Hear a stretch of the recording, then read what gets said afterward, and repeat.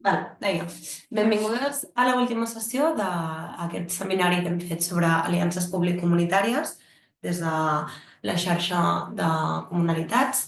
Dins de la xarxa, la línia estratègica de foment de les aliances públic-comunitàries, en el seu moment vam veure que feia falta o que hi havia el neguit de que poguessin haver-hi.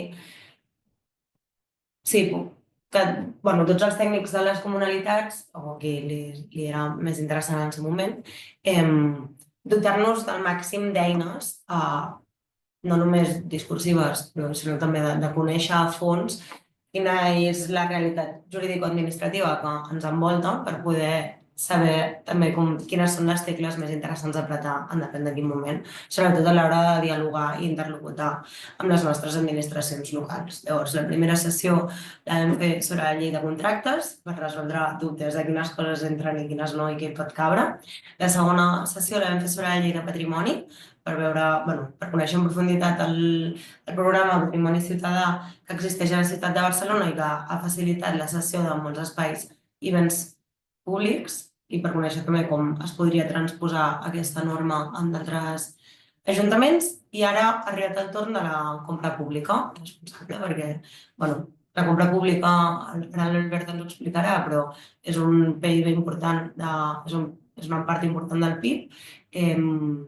És un dels mecanismes que en els últims anys s'ha erigit com amb més possibilitats de transformar, o sigui, potser no de transformar, però sí d'afavorir l'economia social i solidària mitjançant les clàusules socials, una cosa que en el seu moment es va posar molt de moda i ara, doncs, qui més qui menys, però sí que intuïem que, al final pot ser interessant que coneguem també quines estratègies, quines eines, quines portes ens obre per veure fins a quin punt té sentit que ho facilitem.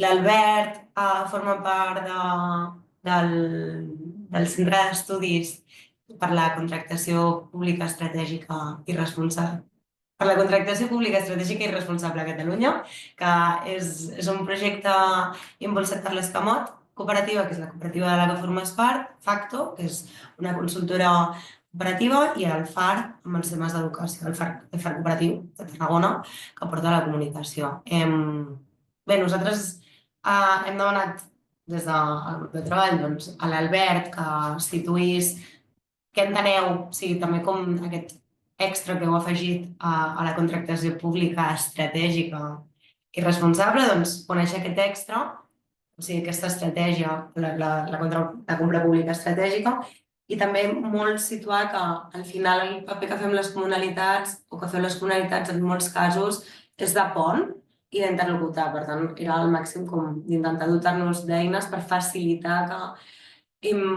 probablement iniciatives que tenen encara menys capacitat tècnica puguin arribar-hi. I sense més dilació, jo no m'enrotllo més. Albert, la pantalla és teva. Que bé, molt bé, moltes gràcies, Berta.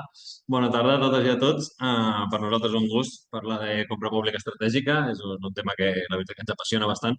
Com ha dit la Berta, jo soc de la cooperativa l'Escamot, som una cooperativa de Tarragona, participem a la comunitat d'aquí de Tarragona, que és Fòrum dels Barris, que segur que la coneixeu. No som entitat activadora perquè estem allí a l'Ateneu, llavors no podíem ser activadora, però sí que participem força activament en el pla de treball, en els eixos i així. I això ens va sorgir això, la possibilitat de poder col·laborar amb la xarxa de comunalitats per aquesta sessió d'avui. I sense més, jo també no m'allargaré molt. La idea, més o menys, que vam parlar amb la Berta, és que tenim això, un parell d'horetes de sessió. Jo intentaré fer una presentació que durarà això entre 45 minuts i una hora. Intentaré que sigui més 45 que una hora, però ho veurem. I després que tinguem això, un bon espai de debat, que crec que pot ser interessant, no? Que expliqueu una mica la casuística de cada territori, de la realitat de les entitats amb les que treballeu, i veure això, no? Com podem impulsar des de cada territori aquesta compra pública estratègica, no? Tant el treball amb les administracions com amb les entitats que comentava la Berta. D'acord? Així que sense més, comparteixo pantalla, evidentment el de sempre, podeu tallar en qualsevol moment i això, fer preguntes en el moment, les deixem també al final, però si en un moment alguna cosa de les diapositives no s'entén, doncs evidentment ho comentem en aquell moment i no. D'acord? Em podeu confirmar que veieu bé la pantalla? Sí? Perfecte. Doncs som-hi. El que ha dit la Berta, nosaltres som... Sí? No. Caila Berta, nosaltres venim del Centre d'Estudis per l'Impuls de la Contractació Estratègica Responsable a Catalunya. És un nom molt rimbombante, però és un projecte que hem començat enguany a través d'un projecte singular d'aquesta convocatòria de subvencions de la Direcció General d'Economia Social i Solidària de la Generalitat, i hem tingut aquests singulars, que just ara el 30 de juny hem acabat, doncs per això, no? Per crear aquest centre d'estudis i aglutinar coses que ja veníem fent, formacions que veníem fent, estudis, informes, accions de sensibilització, etc. Doncs ho hem aglutinat tot dins d'aquest centre d'estudis i li hem donat, no, tot aquest paquet i hem pogut fer moltes coses. Llavors, per presentar-vos molt ràpidament què és el centre d'estudis, sempre posem aquesta diapositiva que bàsicament el que explica, no? Són com els dos àmbits principals que volem que treballi el centre d'estudis. Per una banda, no? Treballar amb aquest, ser l'actor referent, diguem, en el desplegament d'aquesta compra pública estratègica i, per tant, treballant, per una banda, amb l'administració, intentar que l'administració pública, no aquí parlant de la Generalitat de Catalunya, perquè serà el públic en el moment dels singulars, però és, evidentment, no? El conjunt d'administració pública, des de l'àmbit més local fins a, no? Passant a comarcal, les diputacions, fins a la Generalitat, l'Estat, qui sigui, que facin millor, més i millor compra pública, i per l'altra banda també treballar amb les entitats de l'economia social i solidària, d'acord? Perquè també afavorir, no, incrementar el pes de l'economia social i solidària en aquests processos de licitacions públiques, d'acord? A través de quins mecanismes i com, és una mica el que parlarem avui perquè vosaltres, no, tingueu les eines per poder acompanyar a aquest tipus d'entitats que es puguin presentar en major mesura en aquests processos i que puguin resultar adjudicatàries dels processos de licitació, d'acord? El centre d'estudis, com comentava la Berta, l'impulsem 4 entitats. Pacto Cooperativa és l'entitat de referència, suposo que la coneixeu, fa molts anys que es treballen en temes de contractació pública estratègica i responsable, i és l'entitat que ha liderat el projecte. També hem participat al Tecnocampus, veieu que és aquest centre universitari adscrit a la Universitat Pompeu Fabra, participen aquí l'Ajuntament de Mataró i el Consell Comarcal del Maresme, no? I és un centre universitari que ens permet temes de formació universitària, que després, si voleu, en podem comentar, si algú té ganes d'aprofundir en aquest tema. Tenim un curs d'especialització universitària que començarà a partir de l'octubre i que les inscripcions estan obertes. Si queden places, que la veritat no he pogut preguntar avui si quedaven algunes places perquè estava bastant ple, però si algú té interès, sigui en aquesta edició o siguin properes que farem, doncs hi haurà aquest curs d'especialització, no? Per formar-nos i millorar competències en aquest àmbit. I som nosaltres, la Salut Cooperativa, que també ens hem encarregat d'algunes tasques del projecte, i l'associació Orianda, que és qui s'ha encarregat dels temes de comunicació, no? Peces audiovisuals que hem creat per difondre el projecte, per sensibilitzar els diferents públics, etc. De moment no són públiques aquestes peces, les hem acabat en els darrers dies i en breu estaran a disposició també perquè persones interessades com vosaltres que pugueu tenir, doncs això, no? Eines de difusió, de sensibilització, de comunicació en els vostres territoris sobre què és la compra pública, com la podem fomentar, quines experiències hi ha, etc. D'acord? Una mica els objectius del centre d'estudis, molt ràpidament, són aquests 5. Amb aquesta és l'última diapositiva que tinc del centre d'estudis. Després ja comencem amb la presentació en si. El primer és un tema de monitoratge de dades. Al final, ara veurem la magnitud del que és la contractació pública, la importància que té, no, en pes econòmic, el que deia la Berta una mica a la introducció, i el que volem que el centre d'estudis també pugui fer és aquest monitoratge de dades, no? Aglutinar tot el conjunt de dades que hi ha, perquè algunes hi són, però d'altres estan tan desperdigades que al final no permet fer una anàlisi, no un estudi complet. Llavors, hem treballat una mica en aquest, no, informes de la compra pública a nivell català. En segon lloc, oferir el que dèiem, no? Els serveis de suport al desplegament de la contractació estratègica a l'administració, tant a nivell local, territorial, etc. No? Quins serveis? Doncs, formacions que podem fer, millora de les competències, anàlisis, informes territorials, etc. En tercer lloc, el que dèiem, no? De comunicar, sensibilitzar, divulgar aquesta compra pública estratègica responsable, no? Que totes les administracions coneguin la importància que té aquest àmbit, quines eines tenen a la seva disposició, quines possibilitats permet la llei, no? Per les que vau treballar en la primera sessió del cicle, doncs, no? Totes les possibilitats que preveu la llei, com podem fer el desplegament per aconseguir aquells objectius que perseguim amb funció pública al final. El quart objectiu, molt lligat al que dèiem, no? Els serveis de suport aquests per l'administració pública, doncs també aquests serveis, no? Aquests recursos de capacitació i d'articulació, que ara parlarem una mica de què és aquesta articulació, no? Però això, fomentar la millora de les competències de les entitats de l'economia social i solidària perquè es presentin en major mesura en aquests processos de licitació i també fomentar aquests processos d'articulació, no? Que és un dels objectius que tenim a la sessió d'avui, també conèixer aquestes eines que tenim per intercooperar entre entitats per tal de poder-nos presentar a licitacions, no? Aquella licitació que surt i que, ostres, jo no compleixo els criteris de solvència econòmica, els criteris de solvència tècnica, no tinc tots els requisits, bueno, puc generar aquests processos d'aliança, no? Aquestes col·laboracions amb altres entitats per poder-me presentar. Llavors, com podem fomentar des de la xarxa Comunalitats, per exemple, aquests processos d'articulació perquè ens puguem presentar a les entitats de l'economia social i solidària en els processos de licitació pública. I en cinquè lloc, aquest objectiu una mica, no? De totes aquestes dades que dèiem al principi, el primer objectiu de totes aquestes dades, no? un patracol de dades impressionant que existeix sobre contractació pública. Si ho fiquem només a nivell de Catalunya, són milers de contractes, no?, cada any.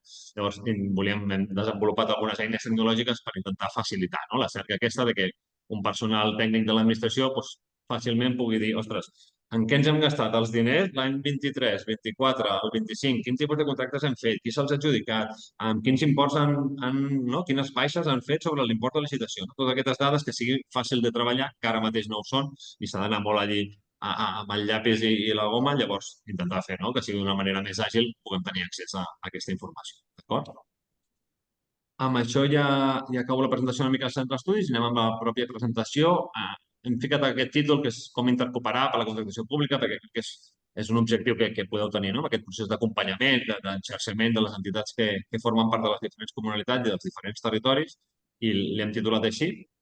I el que dèiem, començant, una mica el que ha apuntat la Berta a la introducció, la importància, el pes, el volum que té la contractació pública, no? Algunes dades, tampoc les mirarem totes, però perquè ens en fem una idea de realment de què estem parlant.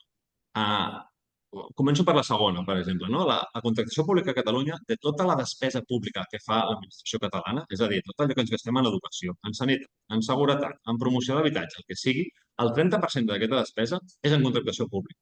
No? Imagineu-vos tots els milions que es gasta l'administració, doncs el 30% va en contractació pública. Per tant, estem parlant d'un volum molt important.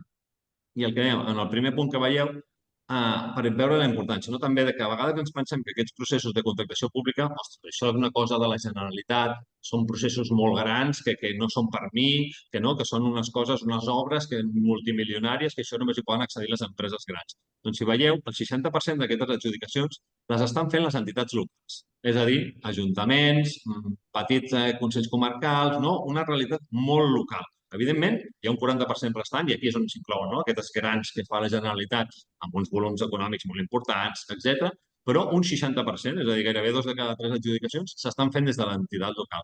I aquí és una de les coses que repassarem al final, és on tenim segurament més marge d'actuació, no?, per poder, des de les entitats, des de la xarxa de comunitats, no?, aquella administració que tenim més propera, amb què tenim vincle, que potser està participant pròpiament dins de la comunalitat. Doncs aquesta és amb la que podem interaccionar i veure, no?, totes les possibilitats que ara veurem que té la contractació pública estratègica, com podem treballar-les, com podem sensibilitzar aquest personal de l'administració perquè vagi incorporant aquestes clàusules, aquestes condicions especials d'execució, etc. D'acord? De la resta de dades, només això, no?, de que si parlem que el 30% del total de la despesa pública, això més o menys a Catalunya són uns 9.000 milions d'euros, per veure la magnitud. Això, no?, si ho ampliem a la Unió Europea, dels 27 estats membres, això són 2 bilions d'euros que s'estan gastant anualment en contractació pública, amb aquest 14% del PIB, no?, que comentava la Berta, que és un pes econòmic molt important, molt gran. Una cosa que sempre ens agrada destacar, també. Hi ha alguna pregunta? No, algun micro. No sé si és una pregunta o hi ha algun micro obert. No és pregunta, oi? Jo no us veig la cara a tots. Va. Una de les coses que sempre volem diferenciar al principi, no? Una licitació, avui parlarem de licitació, no? Quan parlem de contractació pública, això són processos de licitació, és allò quan l'administració demana la presentació d'ofertes, la diferència que té amb les subvencions, d'acord? Que és una lògica que a vegades les entitats de l'economia social i solidària estem més habituades, no? En una subvenció tenim una convocatòria, no?, que vol complir amb certs objectius, nosaltres presentem el tipus de projecte que podem fer, que volem i podem fer, i que, per tant, després hi haurà tot aquell procés d'execució del propi projecte i després ve l'etapa més farragosa, que és la de la justificació, no? Té de demostrar què he fet amb imputació de nòmines, etc., no? Totes les despeses que he fet, demostrar-te que, efectivament, aquells diners que tu m'has donat me'ls he gastat en allò que m'havies donat, no? Tu m'havies donat els diners perquè fes i he fet aquest projecte i a sobre, no?, m'he gastat els diners d'aquesta manera correcta. En el cas d'una licitació, la lògica és molt diferent, d'acord? En el cas d'una licitació, el que fa l'administració pública és dir, jo necessito aquest servei, aquest subministrament, aquesta obra, no?, que es faci, i el que fa és, gent del mercat, entitats, empreses, pimes, tothom, presenteu-me ofertes, no?, perquè jo escolliré aquella que, amb la millor relació qualitat-preu, que és un tema dels que ara veurem, jo escolliré quin proveïdor agafo perquè em doni compliment a aquesta necessitat que jo tinc, d'acord? Una de les diferències, llavors, principals que tenim en aquest punt és el que dèiem, no? Quan jo faig la subvenció, m'he de gastar els diners que m'han donat i ho he de justificar completament. Aquí no tinc cap marge de millora, no? De guany, perdó, d'excedent, però sí que tinc aquesta capacitat de generació d'excedent, de generació de guany, no? De beneficis que puc tenir en un procés de licitació. Jo he de prestar aquell servei, però si aquell servei s'ha valorat en 10.000 i jo, per la meva estructura interna, per la meva estructura de costos, per com puc ser eficient fent la meva feina, ho aconsegueixo fer amb 8.000 euros, complint els objectius, complint els criteris de qualitat, ostres, doncs he generat aquests 2.000 euros de beneficis que poden servir per generar excedent, per reinvertir-los en la pròpia entitat, el que sigui, no? Però sí que hi ha aquesta capacitat de generar aquest excedent, que això no és una realitat que en les subvencions no pot ser. És una de les principals diferències que tenim entre licitacions i subvencions. D'acord? Una mica de marc legal, això ja vam comentar amb la Berta que ja havíeu fet aquella primera sessió i per tant no m'hi extendré molt, però això, per si algú vol refrescar la memòria o tenir alguna mena de referència en què poder anar a veure coses, el marc legal bàsic, no? Tenim la llei de contractes del sector públic, que és el que vau treballar a la primera sessió, però aquí us passaré aquesta presentació i aquí teniu l'enllaç per poder-la consultar. És una llei, evidentment, farragosa, són 500 i pico pàgines, però bé, no està de més fer una ullada als articles més rellevants, després comentarem l'article 1 perquè és prou rellevant i té informació realment de qualitat. Llavors, bueno, convidar-vos també a fer una ullada, això no cal llegir-la tota perquè no cal, no us aportarà res a la vida, però sí generar, no? Mirar alguns articles en concret, crec que us pot ajudar a crear, no? Aquesta espina de totes les possibilitats que té la llei i com li puc dir al senyora que estic parlant, tècnica de l'Ajuntament, de dir-li, ostres, no, és que això ho preveu la llei. No? L'article tal t'està dient que pots fomentar l'economia social i solidària, que has de fomentar l'economia social i solidària. D'acord? Després hem deixat aquest parell de guies i d'instruccions que va fer l'Ajuntament de Barcelona en el seu moment, quan van començar els comuns, es va voler donar, no? Un impuls fort a la contractació pública social, contractació pública reservada, i es van fer aquestes dues guies i aquesta instrucció que bueno, està bé perquè són molt didàctiques, no? Molt fàcils d'entendre, amb exemples clars de com es pot fomentar aquesta contractació pública, quin tipus de clàusules es poden ficar, com es pot treballar transversalment en el conjunt de l'administració i bueno, són guies que ens agrada referenciar perquè realment són útils. I en darrer lloc us hem ficat aquest que li diem el recurs d'utilitat, és una guia que es diu Comença a licitar, que està enfocada a les entitats d'economia social i solidària, així com les altres, està més pensada per l'administració, no? De com ha de fer l'administració, la compra pública estratègica, responsable, social, com podem dir. En el cas de la guia Comença a licitar, és una guia enfocada a les entitats d'economia social i solidària, d'acord? De com em puc presentar, no? I com vaig superant les diferents traves que trobaré en el procés de, ostres, doncs, quina documentació m'estan demanant, com acredito el compliment d'aquests requisits, com puc generar aquests documents per acreditar la solvència, que sigui, no? Tots aquests processos en aquesta guia, de forma molt didàctica, és una guia que bàsicament existeix en paper, però sobretot està basada en format digital perquè puguis clicar i anar clarament a allò que t'interessa. Llavors, us convido també que quan us passi l'enllaç o si voleu buscar-la, està disponible a internet, que la pugueu navegar una mica i submergir-vos una mica perquè realment crec que us pot ser d'utilitat, tingueu més o menys coneixement, tindreu la resposta a les diferents casuístiques que us pot anar trobant una entitat en el procés de licitació i, per tant, pot ser de molta utilitat. D'acord? Temes del marc legal. No m'hi estendré molt perquè això ja ho vau comentar, però destacar un parell de coses. El primer és el que dèiem abans. S'ha passat, no? La pròpia llei ho permet i ha costat, no, que l'administració ho faci, però s'ha passat del que abans li dèiem, no? La relació, la proposta econòmicament més avantatjosa, que era el criteri que era abans, i ara un criteri que volia ser que no fos únicament econòmica, no era la més barata guanya, però sí que deia l'oferta econòmicament més avantatjosa, s'havien de tenir en compte altres criteris, però l'econòmic era el que preponderava, i ara sí que es parla, no? Es prioritza, com veieu aquí a l'apartat C, la millor relació qualitat. Aquí ja s'estan introduint criteris de qualitat, és a dir, el preu ha de ser important, són diners públics, són diners de tots i totes i per tant hem de fer un bon ús i s'ha de garantir que no comprarem a qualsevol preu, però sí que hem de començar a ponderar aquest preu amb la qualitat que ens ofereix, no? Amb quins valors, quins objectius, quins factors fa servir aquella oferta que s'està presentant per aconseguir el mateix objectiu que jo estic demanant a totes les proveïdores que s'han presentat en aquest procés de licitació. Per tant, tots aquests objectius de tipus social, mediambiental, d'innovació, de condicions laborals, d'igualtat, etc., són criteris que es poden tenir en compte i que s'han de tenir en compte en els processos de licitació. I aquí és on les entitats d'economia social i solidària tenim aquest marge per entrar-hi, no? Perquè és on podem aportar realment més valor. Nosaltres no podrem anar a competir contra una entitat, no? Un Florentino Pérez d'aquests, a buscar millor preu que ell, segur que no l'aconseguirem, però sí que podem aportar millor qualitat, no? I millors criteris en aquest sentit. Llavors, aquí és on hem d'aconseguir, no? Sensibilitzar l'administració perquè el pes d'uns i altres factors sigui el més ponderat possible i intentem afavorir, no? La inclusió d'aquestes entitats d'economia social i solidària en aquest procés de licitació. D'acord? Hi ha hagut també un procés de simplificació que no m'hi estendré perquè ja n'havíeu parlat el primer dia. Una mica una repassada general a quins tipus de contracte. Quan parlem de licitacions, són aquests 5. O sigui, no hi ha licitació que no pugui ser d'aquests 5 àmbits, no? Unes obres, que ens imaginem, no? L'arranjament d'un carrer, la millora d'un habitatge, d'habitatges públics, el que sigui, no? Obres en general que fa l'administració. Temes de subministraments, no?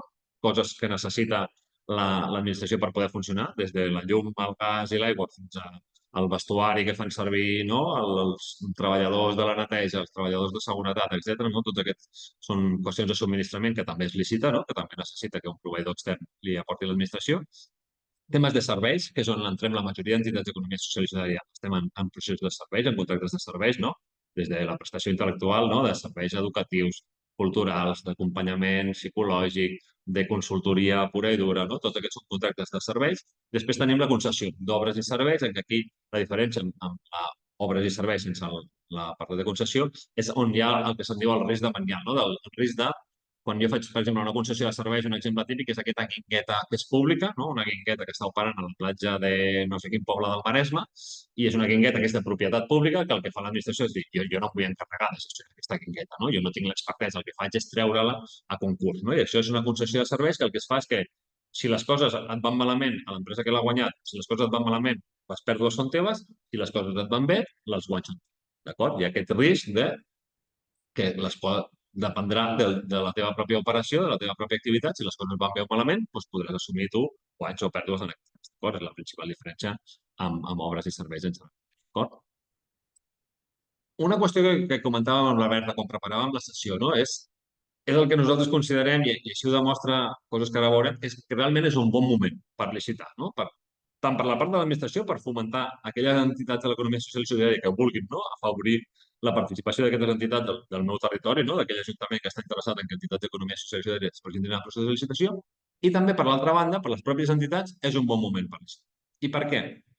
Si baixem a baix a l'article 1 que veieu, això és l'article 1 de la llei de contractació del sector públic, i aquí veieu no, els elements aquests que hem marcat en negreta, que són aquests indicatius que ja ens estan dient que la llei, no, per la pròpia llei, és un bon moment per licitar. En primer lloc, veieu no, que diu s'han d'incorporar de manera transversal i perspectiva aquests criteris que comentàvem, no, aquests criteris socials, mediambientals, que vagin molt més enllà del preu, no, que complementin com valoro jo l'oferta, aquesta relació qualitat-preu, i ja veieu que diu s'han d'incorporar. No diu es poden incorporar o, mira, si et ve de gust, pots incorporar-los. No, diu s'han d'incorporar.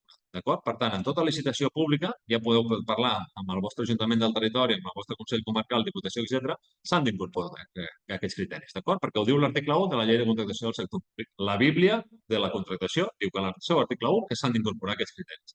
I alhora, com veieu en el final del paràgraf, diu s'ha de facilitar l'accés a aquesta contractació a les petites i mitjanes empreses, no? Les pimes del territori, però també a les empreses d'economia social. És a dir, l'article 1 de la llei està dient que hem d'afavorir amb la pròpia procés de contractació que les entitats de l'economia social i solidària es presentin a aquest procés de licitació. Com ho podem fer? Ara és el que veurem durant la presentació, d'acord? Però que veieu que això que no és una cosa que quatre il·luminats de quatre cooperatives estiguem creient que hem de fomentar això, sinó que la pròpia llei preveu aquestes possibilitats i vol fomentar aquesta participació de les entitats d'economia social i solidària. D'acord? Tornem una mica a dalt a aquests criteris, no? Ràpidament, de quins són aquests criteris que considerem que són indicatius de que és un bon moment per licitar. El primer, el que ja hem comentat abans, no? Aquest canvi de l'oferta econòmicament més avantatjosa, que el que deia, no? Que ja afavoria sobretot el pes de l'economia del criteri preu, perdó, i hem passat a aquesta millor relació qualitat-preu en la valoració dels criteris. Digues, Berta.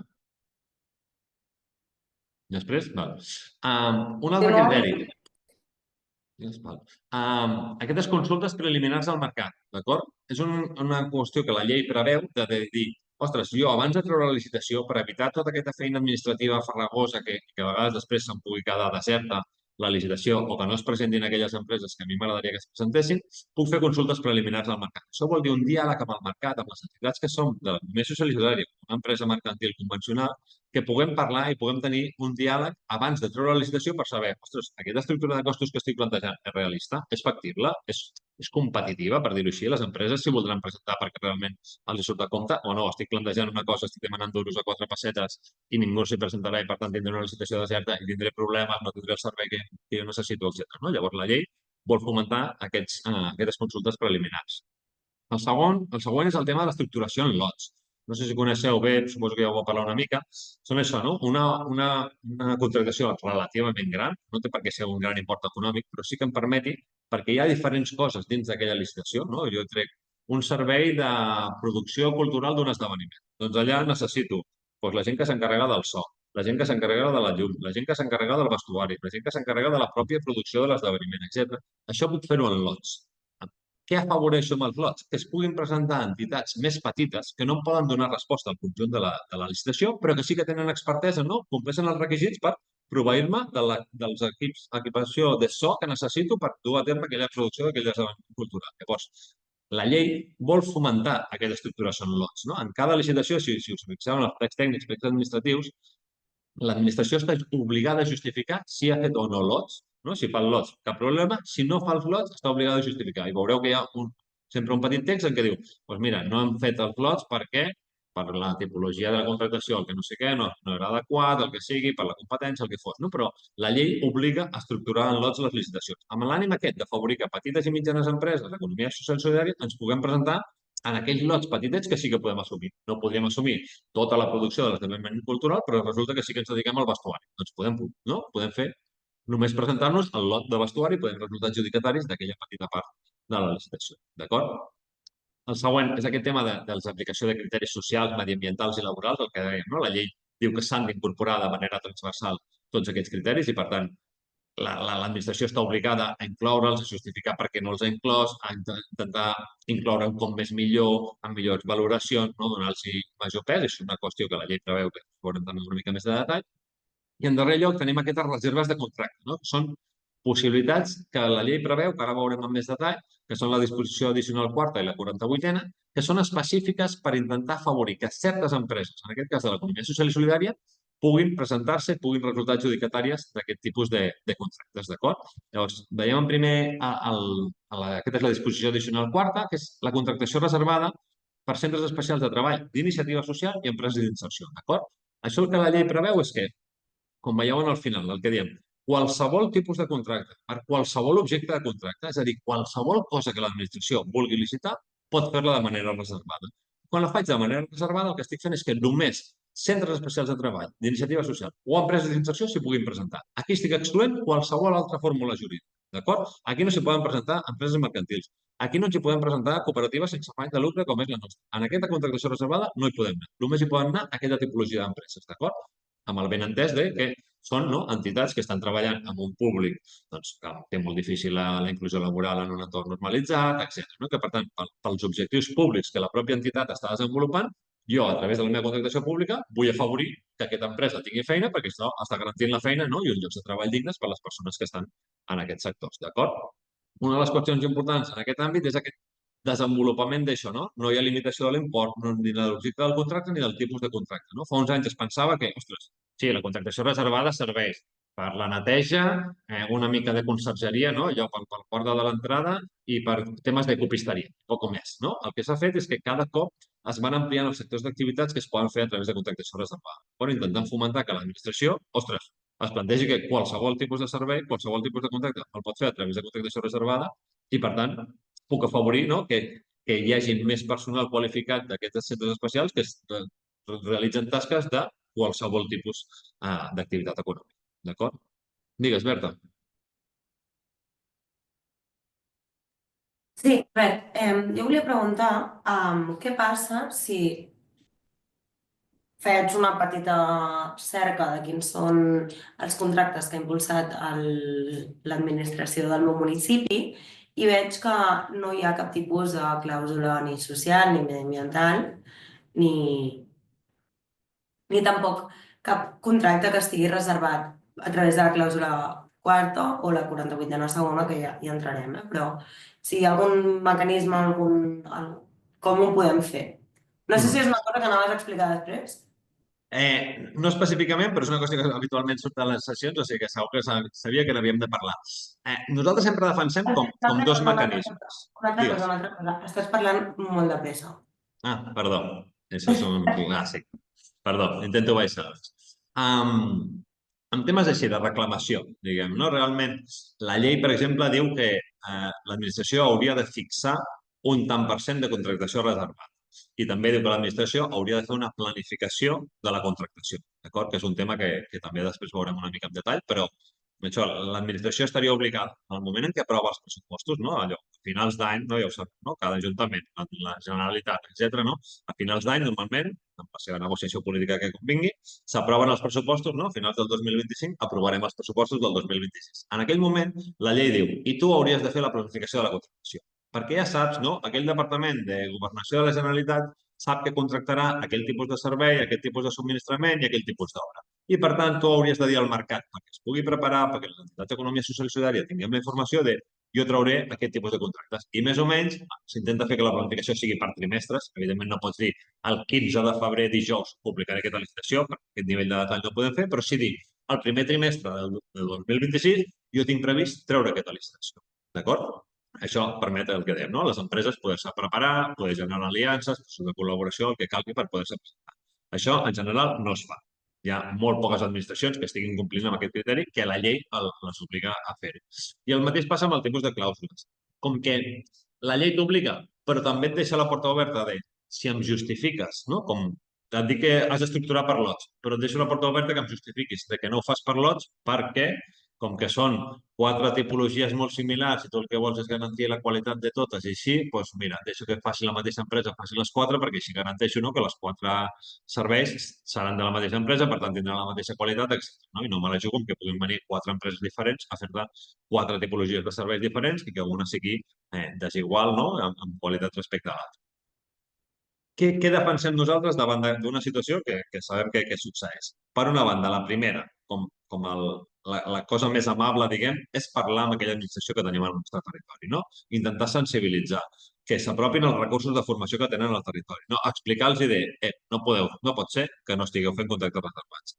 No podeu ser que estigueu traient licitacions en què el criteri preu val 70, 80, 90 punts que encara ens hi trobem. D'acord? Llavors, la primera visió més amable és intentar això, no? D'una manera propera, això, no? Amb mà esquerra, d'intentar sensibilitzar i dir, per què no proveu de treure una licitació en què baixeu el criteri preu i poseu aquestes clàusules, no? I et facilito exemples d'altres territoris en què han fet aquesta tipologia de pràctiques, no? I mira quines empreses estan adjudicant i quins objectius estan aconseguint. Doncs aquest seria la primera via i l'altra és en aquells casos en què realment considereu que hi ha una qüestió flagrant que s'està incomplint i així, hi ha els tribunals. Hi ha els tribunals de dret administratiu en què es pot recórrer i dir, i això generalment qui ho fa? Són les empreses mercantils grans. No? Aquelles són les que recorren, no? Quan un ajuntament és una mica innovador, una mica agosarat i fica unes clàusules de, ostres, jo trec aquest servei i aquí dic que s'ha de fomentar que el 20% de les persones que es contractin siguin persones en risc d'exclusió social i t'obligo a tenir un pla d'igualtat i t'obligo a tenir certes clàusules així, el que a vegades fan les empreses grans i mercantils és presentar un recurs sobre aquesta licitació i dir, això no es pot fer. Diu, no, això no té relació amb l'objecte del contracte, és el que diuen, doncs és, em sortirà la paraula, no? Però que és massa, una clàusula que no té sentit en aquesta relació i és fora assenyada, és que no em surt la paraula, perdoneu, però això que és desmesurada aquests criteris, aquests requisits que m'estàs posant pel tipus de servei que és. I llavors, doncs ja ho tenim als tribunals, triguen el que triguen, a vegades guanyen i a vegades no, però evidentment són empreses grans que tenen uns equips jurídics molt importants, molt potents, amb molta dedicació i que a vegades acaben fins i tot guanyant aquella licitació que s'ha de tombar, que s'ha de tornar a fer, etc. Llavors, nosaltres defensem que la primera via hauria de ser la més amable, d'apropem-nos a l'administració i això, des d'oferir-li recursos, presentar-li guies que puguin haver-hi en el territori, que parlin amb vosaltres xarxa de comunalitats, que parlin amb la xarxa de tenents cooperatius, que es formin en aquest sentit, que capacitin els seus equips tècnics, però tampoc hem de renunciar a l'altra via de dir, ostres, és que si hi ha una licitació que no té sentit, que hi hagi un criteri preu d'un 80% per un tema de serveis socials, per exemple, de criteris d'aquests, de que al final la qualitat humana de les persones que estiguin realitzant aquest servei és la clau i no és que sigui 7 euros o 5 euros o 3 euros, doncs aquí ens hem de perdre la por una mica a presentar certs recursos, sabent això, que pot ser un procés llarg, que serà farragós i tot plegat, però a vegades potser no ens quedarà altre remei que anar cap a aquesta via. D'acord? Aquí, digues, Isabel. I detectar també, suposo, aquelles empreses o fins i tot de l'economia social i solidària que puguin ser creades ad hoc per les grans empreses, que això també ho fan. Correcte. Llavors, Sí. bueno, l'altre temita. Un altre, sí, Però temita bueno. no, temazo, jo crec, perquè sí, ara, Temazo, per exemple, temazo. ara estem Clar, amb perquè la... s'ho saben tot, no? Tenen aquests despatxos tan grans que al final acaben, doncs això, creant també, o les que detectem que són properes a l'Ajuntament, bueno, o que sempre s'emportin a les mateixes, no? Les mateixes licitacions. Llavors també això, i per això el que deies de començar per les coses petites per generar confiança és una manera d'entrar. Bueno, sí. Sí. Aquí hi ha diverses coses, no? Per una banda hi ha aquesta, com la Fundació Amiga, que mira quina casualitat, any rere any, no? De forma recurrent s'està adjudicant contractes, i l'altra, el que comentaves al principi, com aquestes fundacions, bàsicament, però no sempre, no? També tenim centres especials de treball, altres tipus d'associacions, no? Que gairebé són fraudulentes, no? Que és com una tapadora clarament de greenwashing i de tot plegat per poder accedir a aquest tipus de contracte. Ostres, però resulta que ha de tenir una fórmula jurídica com una fundació, doncs creu la fundació ad hoc per poder accedir a aquest tipus de contractes, però realment jo no tinc aquests objectius socials, no estic complint amb els criteris, i això és molt difícil de denunciar perquè realment has de poder accedir molt a la informació interna d'aquella entitat per poder demostrar, no, que no s'estan complint tots aquests criteris.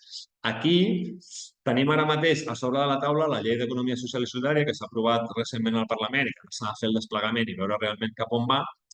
Aquí, bueno, és un tema important en què hem de batallar. Nosaltres crec des de les entitats d'economia social i solidària perquè la llei vol intentar, no, ordenar tot això i que hi hagi realment un ordenament jurídic que digui, ostres, sí, doncs, amb aquesta contractació estic afavorint aquest tipus d'empreses, però aquí ja hi ha, no, hi ha certs partits polítics i certs grups de pressió que ja estan dient, cuidado, no siguem molt limitants, no ens oblidem de tots, perquè aquí tots som fundacions, tots treballem amb els objectius socials, però evidentment ningú se l'enganya que la Fundació Telefònica o la Fundació Repsol no està treballant amb els mateixos objectius que la Fundació Formació i Treball o una fundació més petita encara. Llavors, bueno, la llei vol ordenar-ho, però ja estem veient que hi ha pressions d'alguns sectors de dir no siguem limitants, no siguem aquí sectaris i no això, no? Tot és economia social i solidària, quan no ho és. I, per tant, aquí ara tenim en els propers mesos i anys una batalla important, jo crec, en què realment la llei d'economia social i solidària compleixi aquells objectius que es perseguien quan es va crear i que es perseguien quan es va aprovar i que ara no la descafeinem entre tots massa per això, perquè sigui inclusiva amb tothom i no sé què, acabarem afavorint la contractació d'un tipus d'empreses que el que deies, Isabel, no compleix els mateixos objectius ni els mateixos criteris socials que estan complint altres entitats i això serà un tema realment molt important en els propers mesos i anys. Seguim. Hem vist això, la contractació reservada a partir de la disposició addicional quarta de la llei i l'altra que us comentava al principi és la disposició addicional 48a, d'acord? Aquest és el que diu que permet fer certa tipologia de contractes a entitats i empreses de l'economia social. Com que no pot dir així, no pot dir pots fer un contracte que sigui per les cooperatives o que sigui per aquest tipus d'associacions, el que fa és dir, tu, administració, no? Això ho diu la disposició addicional 48a, diu, administració, aquest tipus de contractes, que no poden ser, així com veiem en la quarta, que era qualsevol tipus de contracte, no? De qualsevol objecte, en aquestes són, amb aquests objectes de contracte que jo et limito i que estan en la llei definits, que són això de caràcter social, cultural i de salut, estan allà definits quin tipus poden ser, diu, aquest tipus de contractes els pots adjudicar a la tipologia d'entitats que compleixin aquests criteris que veieu aquí. No? Que primer, sigui l'objectiu de l'organització tingui aquesta missió de servei públic, no? Que per tant sigui un objectiu compartit d'administració-entitats, no? Que tingui aquesta vocació de servei públic com a entitat. Segon, que els beneficis es reinverteixin, no? No és la possibilitat de generar uns excedents beneficis que després jo distribueixo entre els meus, no? Com a dividends, entre els meus accionistes, etc., sinó que s'han de reinvertir en la pròpia organització.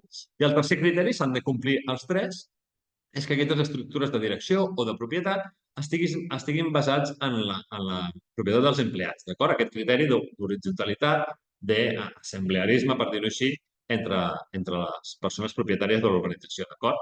A ningú se li escapa que quines són les entitats que compleixen aquests tres criteris? Les cooperatives, per exemple, o les associacions, d'acord? Llavors, la disposició addicional 48a el que permet és fer contractació reservada per a aquest tipus d'entitats.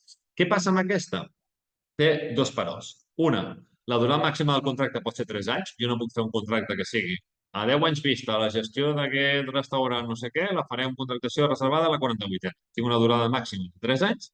I l'altra és que no em serveix, no puc haver sigut adjudicatària en els 3 anys precedents. D'acord? El que no pots fer és que, ostres, jo he estat treballant amb aquesta administració i ara volen que jo segueixi treballant, s'inventen, no? Fan una 48a perquè llavors serà una manera de reservar-lo per mi. No es pot fer, no he pogut ser adjudicatària en els anys posteriors, en els anys previs. Sí que permet que jo faig, ens quedem, aquesta durada màxima del contracte de 3 anys, jo puc ser adjudicatària del contracte, del guanyador de la licitació durant aquests 3 anys, a partir del quart any que s'haurà de treure un nou contracte, el que defensem nosaltres és que, ostres, l'entitat estarà molt ben posicionada per poder-se presentar i poder guanyar de nou aquest procés, encara que no estigui dins de la contractació reservada que permet la 48a. D'acord? Haurem adquirit una sèrie de coneixements, de competències, etc., que ens hauria de permetre poder guanyar aquesta licitació, tot i que no estigui reservada a la 48a. D'acord? Això és una qüestió que està poc desenvolupada. En el nostre àmbit territorial, a Catalunya hi ha alguns exemples, a Manresa sí que hi ha alguna licitació, a Premià de Mar també s'ha fet, però són pocs els ajuntaments, les administracions que s'estan atrevint a fer realment aquests contractes reservats a través de 48a. Llavors, amb aquesta tasca que dèiem abans, de sensibilització, d'acompanyament, ostres, una de les coses és, Ajuntament del territori, Consell Comarcal, Diputació, etc. Per què no proveu de fer un contracte reservat en 48a, no? La llei ho preveu, t'especifica clarament quin tipus de contractes pots fer, en quin tipus d'entitats s'hi poden presentar que compleixin aquests 3 criteris i és una manera d'afavorir les empreses d'economia social i solidària sense que ningú et pugui impugnar el procés, que et puguin ficar cap paró, perquè estàs complint exactament amb una de les possibilitats que preveu la llei de contractació del sector públic. D'acord? Temes de bon moment per licitar, i amb això em permetreu, aniré una mica ràpid perquè m'estic extenent més del que volia i llavors passaré ara ràpidament per aquí. Amb aquest context que dèiem que és un bon moment per licitar, aquí us posem resolucions ja des del Parlament Europeu, perquè podreu llegir amb calma però el que diu, no? També que vol afavorir que les empreses d'economia social i solidària es puguin presentar en els processos de contractació pública, no? I anima els estats membres a fer disposicions, instruccions, reglaments que afavoreixin la seva participació en processos de contractació pública. El mateix passa amb els PERTE, que els PERTE ja sabeu que són aquests plans de recuperació que venen dels fons Next Generation de la Unió Europea, i un dels criteris que hem ficat aquí, que ho veieu en els criteris de valoració, per exemple, per intentar afavorir que empreses d'economia social i solidària s'hi presentin, s'ha ficat que com a màxim, aquella licitació que tu treus com a administració amb fons que venen del Next Generation, que són del PERTE, el 35% com a màxim pot ser preu. D'acord? La resta ho has de valorar amb altres criteris. D'acord? Amb criteris socials, laborals, mediambientals, requisits d'experiència, de formació, el que sigui, però com a màxim el 35% pot ser el preu, no pot ser més alt. Amb l'ànim aquest d'afavorir que s'hi presentin entitats d'economia solidària que seran menys competitives en el preu. D'acord? El mateix, aquests són textos que hem tret de l'administració catalana, de la Generalitat.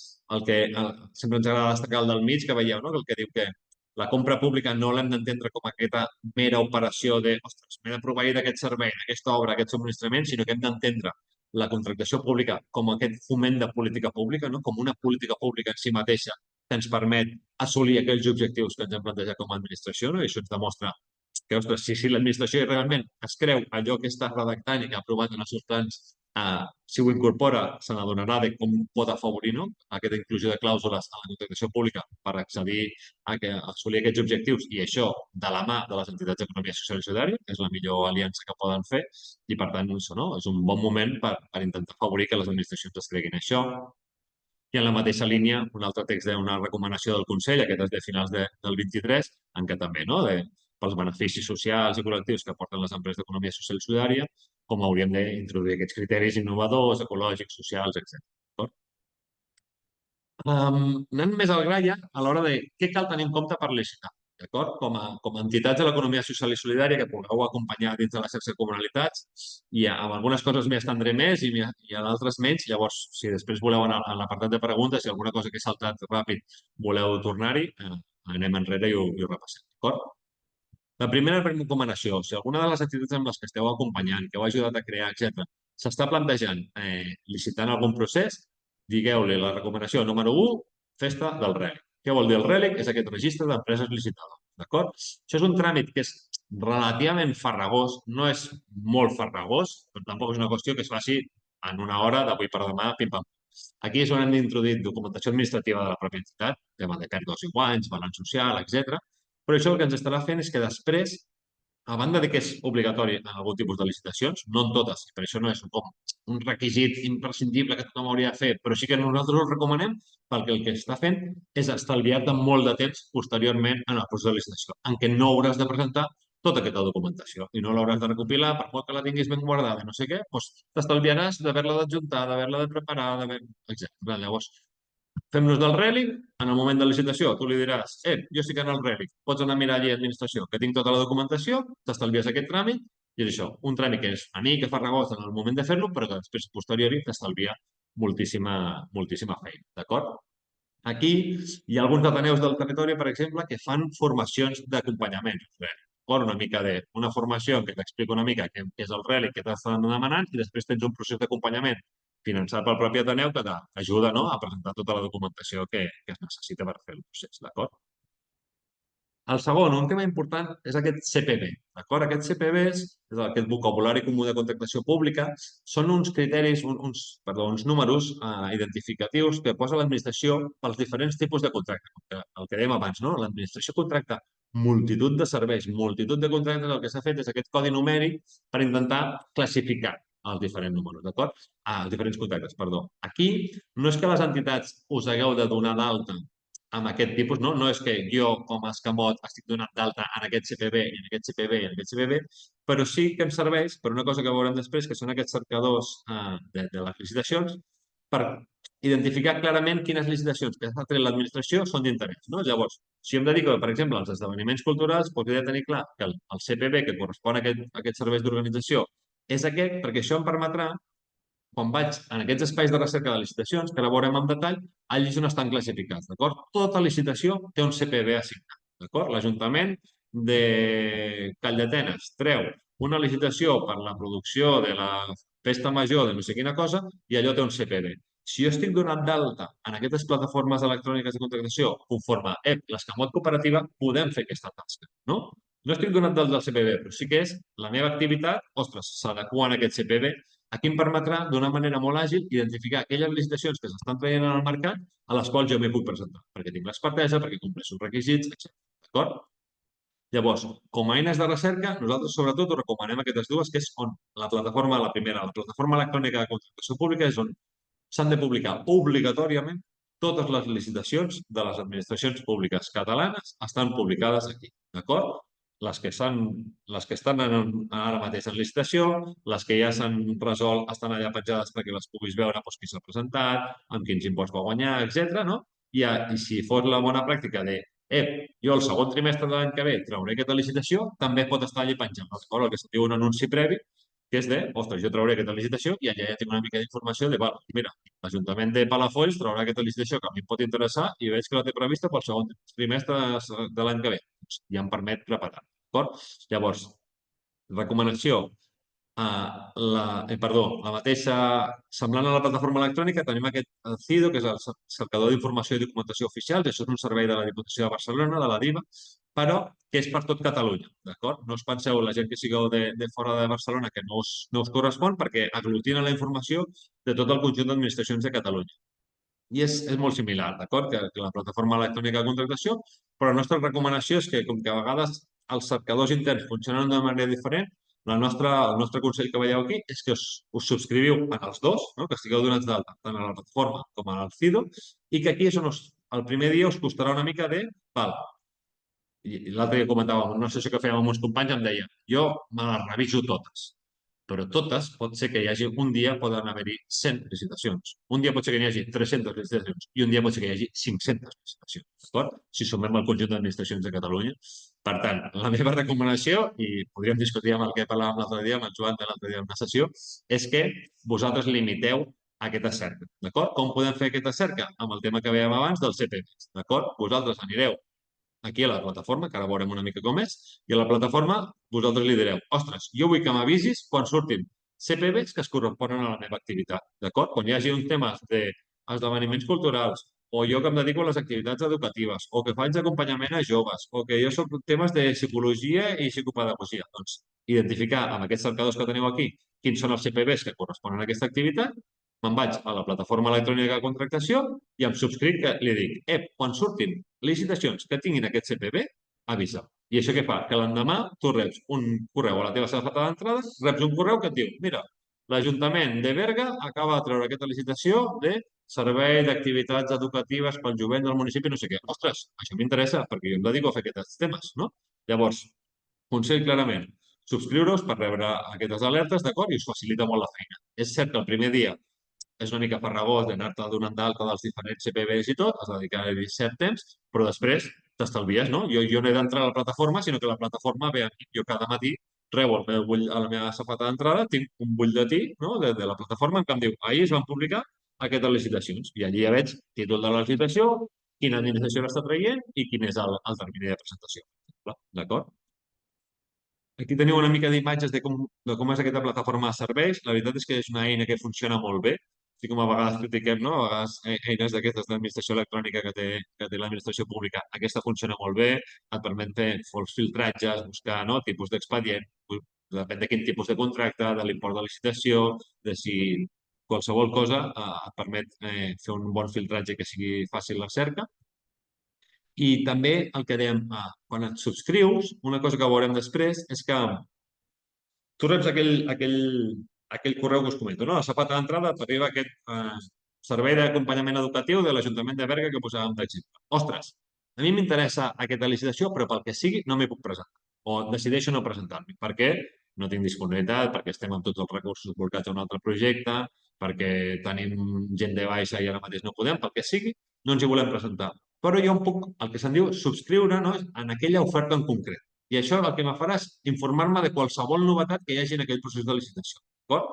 Quan hi hagi una adjudicació, no? Veuré quina empresa li han adjudicat el contracte, amb quin import, veuré les empreses que s'hi han presentat, quines ofertes econòmiques han presentat, etc. Llavors, la recomanació, tant si us interessa aquella licitació com per presentar, com si no, subscrivim-nos en això, perquè és aquest, ens estalvia haver de buscar nosaltres, ostres, aquella licitació que fa uns mesos no ens hi van presentar, com devia anar? Doncs, fas un clic en un moment, fica les teves dades de nom i correu de contacte i això, quan adjudiques, t'arriba un correu de dir, s'ha adjudicat aquest contracte. Quan es formalitza el contracte, t'arriba un correu que et diu, s'ha formalitzat aquest contracte, no? I amb un simple enllaç entres en aquella licitació que tu has considerat que era d'interès, d'acord? Per això, recomanació, subscriure'ns i utilitzar totes les eines que té la plataforma, d'acord?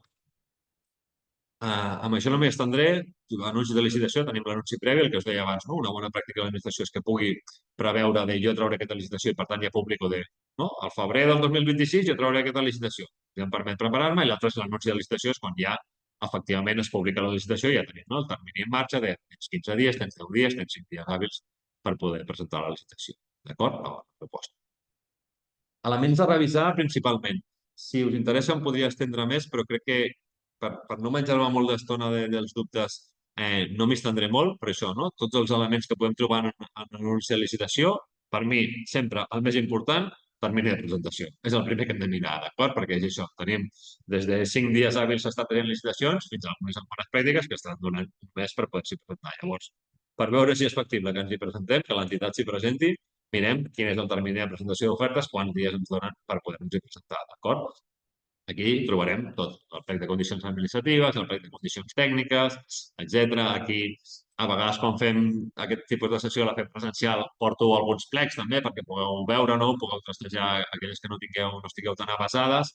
El plec de condicions tècniques és un document molt senzill, després en veurem els detalls, però és un document senzill que t'explica els requisits tècnics de què t'estic demanant amb aquesta licitació, en general, no? Quan són serveis per a empreses d'economia social quin servei professional t'estic demanant i el plec de condicions administratives és on hi ha el gruix, aquí són documents que poden ser de 40, 50, 60, 80, 100 pàgines en què s'especifiquen no? Totes les condicions administratives, de com has d'acreditar-ho, com ho valoraré, quins criteris estic incloent en la valoració, quin és el criteri preu, com es presenta, etc. No? Aquí són documents més farragosos i això m'agrada portar-los en paper també perquè veiem que no? La gent també s'espanta quan tens un document de 80 pàgines i pensa no m'he de llegir això, entendre-ho i presentar-me en 10 dies, doncs costa. El plec tècnic, el que dèiem, aquí tenim les condicions tècniques del projecte, un document molt simple en què no? Podem veure clarament què és el que se'ns està demanant.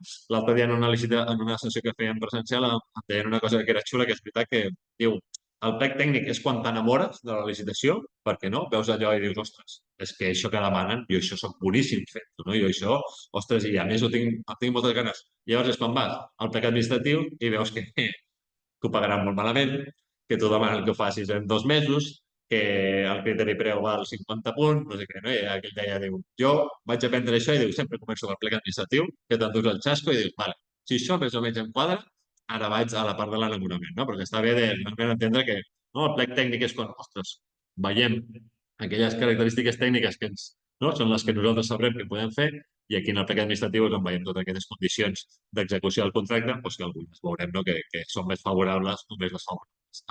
Com nosaltres entenem la nostra feina, com creiem que hauria d'estar pagada, amb quins terminis s'hauria de fer, etc. D'acord?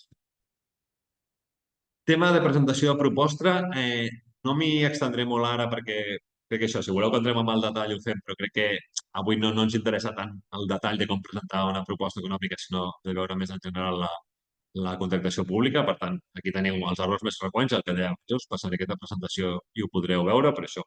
Errors que a vegades us semblaran de pere orgullo, no? De, ostres, confondre l'ordre dels sobres. Doncs això passa, no? En una licitació et diu que el sobre 1 has de presentar, invento, la proposta econòmica i en el sobre 2 la proposta tècnica.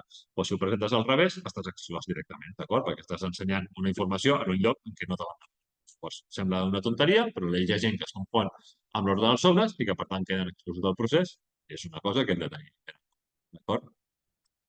Projecte tècnic, consells, que tampoc m'hi estendré massa perquè crec que ara no és el moment del nivell de detall, però si algú vol que en parlem, perquè sempre diem llenguatge clar entenedor, intentar demostrar coneixement sobre el sector, analitzar bé documentació que hi hagi prèvia sobre aquell projecte, sobre aquell pla estratègic, etc. No? Això sempre demostra coneixement. Criteris de valoració. Aquí sí m'aturo un momentet per veure això, no? Quins tipus de criteris? Bàsicament, tenim el que se'n diuen els criteris automàtics, no? I els criteris de valor. Aquí són on tenim aquells criteris automàtics són criteri preu, el número 1, no? El criteri preu ara ho veurem que es determina a través d'una oferta econòmica, no? Jo faig, la licitació és per 20.000 euros, jo presento una oferta de 18.000 euros, doncs amb una fórmula que està en el plec administratiu se'm calcularà automàticament, no? Quina puntuació té, quina puntuació li correspon a aquella oferta de 18.000 euros. Aquí també poden entrar temes de formació, no? Si se'm demana tres màsters i 2 postgraus i no sé què. Si els acredito, automàticament tinc aquella puntuació. Si no els acredito, tindré la puntuació que em correspon. D'acord? I a banda hi ha aquests criteris de valor que són aquells que ens permeten no afinar més aquests processos de licitació. Aquí, per exemple, hi pot haver una memòria tècnica, no una proposta tècnica en què es valoro amb uns criteris que jo he d'establir en el plec administratiu. Doncs, ostres, si la proposta és clara, amb una metodologia, amb un pla de treball ben definit, un cronograma realista, no sé què, doncs tindré la puntuació màxima, no? Però aquí és on realment, aquests són aquests judicis de valor de que ja entra una valoració subjectiva, entre moltes cometes, de quina és la millor oferta en aquell procés de licitació. D'acord? Bàsicament, els criteris, per dir-ho ràpidament i no estendre'ns més, els tenim això, entre els criteris de valor i els criteris automàtics, fan la puntuació total, ordenem les puntuacions i la puntuació més alta és la que sempre resulta adjudicat. D'acord? Motius d'exclusió no m'hi estendré massa, si algú vol després el repassem, però això, no? En un procés de licitació, quins poden ser els possibles motius d'exclusió? Doncs això, no? No superar el tall de solvència, baixes temeràries, després ho podem repassar si voleu. El criteri de preu, aquí sí que m'hi detenc un momentet. Hi ha aquesta qüestió prèvia, no? Que sempre diem el cost d'un servei no és el preu d'un servei. Hem de ser capaços de calcular les dues coses i entendre les diferències, no? El cost d'un servei és aquell realment el cost efectiu que a mi em costa la prestació d'aquell servei, no? Que dèiem, la guingueta del bar, doncs he de saber el que em costa posar la cervesa damunt de la taula del client que ha vingut, però el preu que jo he de cobrar per aquest servei no pot ser exactament el mateix que el cost, d'acord? Perquè he de cobrir despeses d'estructura, despeses indirectes, no? Inversions, etc. No? Preveure imprevistos que puc tenir de despeses d'algun tipus de baixes, no? Temes que no puc preveure, doncs també he de preveure que els podré preveure, també ho he d'incloure, per tant, no? Com diferenciem el cost i el preu d'un servei. I per fixar el preu que nosaltres presentarem en aquesta oferta, sempre tenim això, no? El criteri és que hi ha un pressupost net de licitació, no? Que pot ser això, si és un menor, doncs serà menys de 15.000, després podem tenir, no? Fins a serveis de 50, de 60.000, del que sigui. Sempre per poder tenir, si no baixes ni un euro, no tindràs tindràs 0 punts en aquell procés. I llavors el que nosaltres diem és que hem de jugar amb les fórmules, d'acord? Hem de veure quina fórmula s'està aplicant en aquella procés de licitació. Ara veurem els dos exemples més típics de fórmula. I a partir d'aquí, suposant, no? Fent suposicions sobre quina és l'oferta que creiem que pot ser la més econòmica, no? Quin pirata vindrà que baixarà 10.000 euros sobre el preu de licitació, on em col·loco jo per treure més o menys puntuació, no? Fent aquest supòsit. Llavors, aquí cal entretenir-nos un temps i dedicar una estona a dir, val, doncs, jo estic disposat a fer aquesta rebaixa i amb això calculo que més o menys em donaran 40 punts dels 50 que podria optar. Bueno, doncs això em va bé, o em puc arriscar i baixar una mica més sabent que em sortiran les hores menys pagades però intento sumar més punts, no sé què. Bueno, aquí ens hem d'entretenir una estona i jugar amb aquestes fórmules, d'acord? Aquí hem ficat l'Ajuntament de Barcelona, l'Ajuntament del Prat, són dues de les més utilitzades. Veureu que són molt similars, però realment no són iguals, d'acord? Si juguéssiu amb preus, no? amb imports reals de quin és el pressupost de licitació, quina és la nostra oferta, i fent això el que us deia abans, la suposició de quina serà la més econòmica, no? Jo puc dir, la licitació val 20.000 i jo estic per presentar 16 i penso, ostres, que vindrà un pirata que ficarà aquí 12.000. Doncs, bueno, és el que em permet calcular més o menys quants punts puc tenir jo i veure fins a quin punt estic disposat a baixar per tenir més o menys punts, d'acord? Aquí és un tema dels que també hem de fer pedagogia amb les administracions, no? Un tema dels que comentàvem abans. Hi ha moltes administracions que encara fan, ni fiquen fórmula, quan haurien d'estar obligats, i el que et diuen no, és una regla de 3. No? O sigui, jo dono 30 punts aquí, doncs faig una regla de 3 i no sé què. No, has de ficar una fórmula i a més has de ser conscient que les fórmules poden ser molt diferents en com podem tenir. D'acord? I m'explico una mica. Hi ha fórmules com aquestes que poden semblar molt similars, però que no ponderen de la mateixa manera una rebaixa de preu. És a dir, amb la meva fórmula de preu com a administració, puc afavorir una rebaixa substancial del preu. Ostres, a tu et dona 40 punts i a l'altre li dona 12, i amb això estic afavorint que el pirata li compensi fer aquesta baixada de preu perquè s'endurà molts més punts, o fer una cosa que sigui molt més ponderada i que, ostres, una davallada molt forta del preu, val, a tu et dona 40 punts, però que jo no he baixat tant, m'està donant 30 punts. D'acord? Amb això que estic afavorint? Doncs que la gent intenti no fer tantes davallades, no veure que el criteri preu és l'important i presentar una oferta de 12 per una licitació de 20. D'acord? Llavors, aquí podeu mirar, no? Tenim diferents exemples que també us puc passar si algú li interessa, de com es pot ponderar aquest criteri preu segons la fórmula que posis per intentar, que com a administració dir, ostres, doncs sí, pel que sigui en aquesta licitació m'interessa que el preu tingui un pes important i que hi hagi rebaixes que li dono més punts, o en d'altres com que el criteri preu no és tan important, a sobre faig que sigui més ponderada i que per tant les rebaixes no tinguin tanta diferència de punts entre unes i altres. D'acord?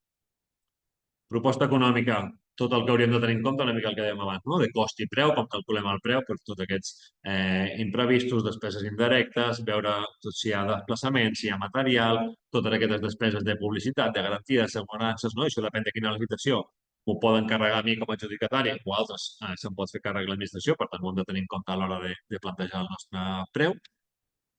I amb això arribo a un dels últims punts ja, el tema de la solvència, d'acord? Solvència econòmica, solvència tècnica. Això és un criteri que sempre hi és en tota licitació, i és un mecanisme que té l'administració per controlar que aquella entitat que m'està presentant una oferta realment té els coneixements, les capacitats, les aptituds per poder prestar aquell servei que m'està dient que pot prestar. D'acord? Per una banda, tenim la solvència econòmica, que és un import vinculat als últims 3 anys que ha d'estar vinculat a aquest valor estimat del contracte, però la llei no especifica què vol dir aquesta vinculació i ens podem trobar gent que t'està demanant que, ostres, per aquesta licitació de 100.000 euros tu m'has d'acreditar que has fet projectes per valor de 50.000 en els darrers 3 anys i una altra administració que diu no, jo demano una solvència del 150%. I per un projecte de 100.000 li estic demanant que m'acrediti que ha fet projectes de 150.000 euros. Quan segurament no té cap sentit perquè pot ser una cosa de prestació intel·lectual, que no hi ha una qüestió econòmica d'inversió, de no sé què, però hi ha qui fa mala praxis i t'està demanant solvències desmesurades i fora de mesura. I per l'altra banda tenim la solvència tècnica, que és la relació d'aquells treballs realitzats, d'aquells tasques, d'aquells projectes que hem realitzat en els últims 3 anys, vinculats a l'objecte del contracte al qual ens estem presentant, per això, perquè hem de demostrar aquesta capacitat tècnica que tenim realment per prestar el servei al qual ens estem presentant, d'acord? Aquí, per poder-ho acreditar, tindrem certificats d'execució en el cas de l'administració, quan nosaltres, una bona pràctica també és que fem aquella, hem guanyat una licitació, hem prestat el servei per l'administració, s'acaba el servei, enviem la factura i el dia següent el que heu de demanar és el certificat de bona execució. D'acord? Per tenir-ho controlat bé, és un certificat molt senzill que la pròpia administració pot tenir o que vosaltres li podeu facilitar, que simplement diu l'empresa tal, entre els mesos tal i tal, ha realitzat aquest projecte per valor de tal. Això ens permet acreditar, no, en el moment en què haguem d'anar a una licitació i que ens demanin solvència tècnica, podrem presentar. Mira, jo tinc l'Ajuntament de Reus que diu que jo he fet aquest projecte del mesos tal al mesos tal per valor de tal. I això serveix per acreditar la solvència. D'acord? Això és un document signat per regidoria o pel secretari o que sigui de l'Ajuntament i em permet. Bon costum és això. Hem acabat el projecte, enviem factura i demanem certificat. D'acord? Temes importants de solvència, que us deia, sobretot. I un tema molt important, abans de l'altre. Si sou de recent creació, veieu això, no? Que en general es demana per les entitats dels últims 3 anys, no? De dir, ostres, perquè sigui més o menys recent, no em val que tinguis una experiència de fa 10 anys i últimament no hagis fet res, perquè vol dir que potser ara no tens la capacitat tècnica, es vincula als últims 3 anys. Què ens passa? Que, no? Ens passa, per exemple, amb la xarxa de comunalitats, no? Que hem ajudat a crear noves iniciatives, noves cooperatives, etc que no tenen aquests 3 anys d'antiguitat. La solvència econòmica i tècnica que se'ls demani ha de ser proporcional. D'acord? Si una entitat té 1 any, doncs se li demanarà 1/3 de la solvència que s'està demanant a les altres. D'acord? I això amb criteris de proporcionalitat. En general, no s'especifica quina és la proporcionalitat, perquè és això, ostres, jo tinc 1 any i 8 mesos. Què he de demanar? 2 dels 3 contractes o 1 o 3? Llavors, fem la consulta. A través del portal podem consultar directament amb l'administració que ho ha tret i dir, ostres, jo soc una entitat que tinc 1,8 anys i em vull presentar aquesta licitació. Quina solvència t'he d'acreditar? Tal i tal, d'acord?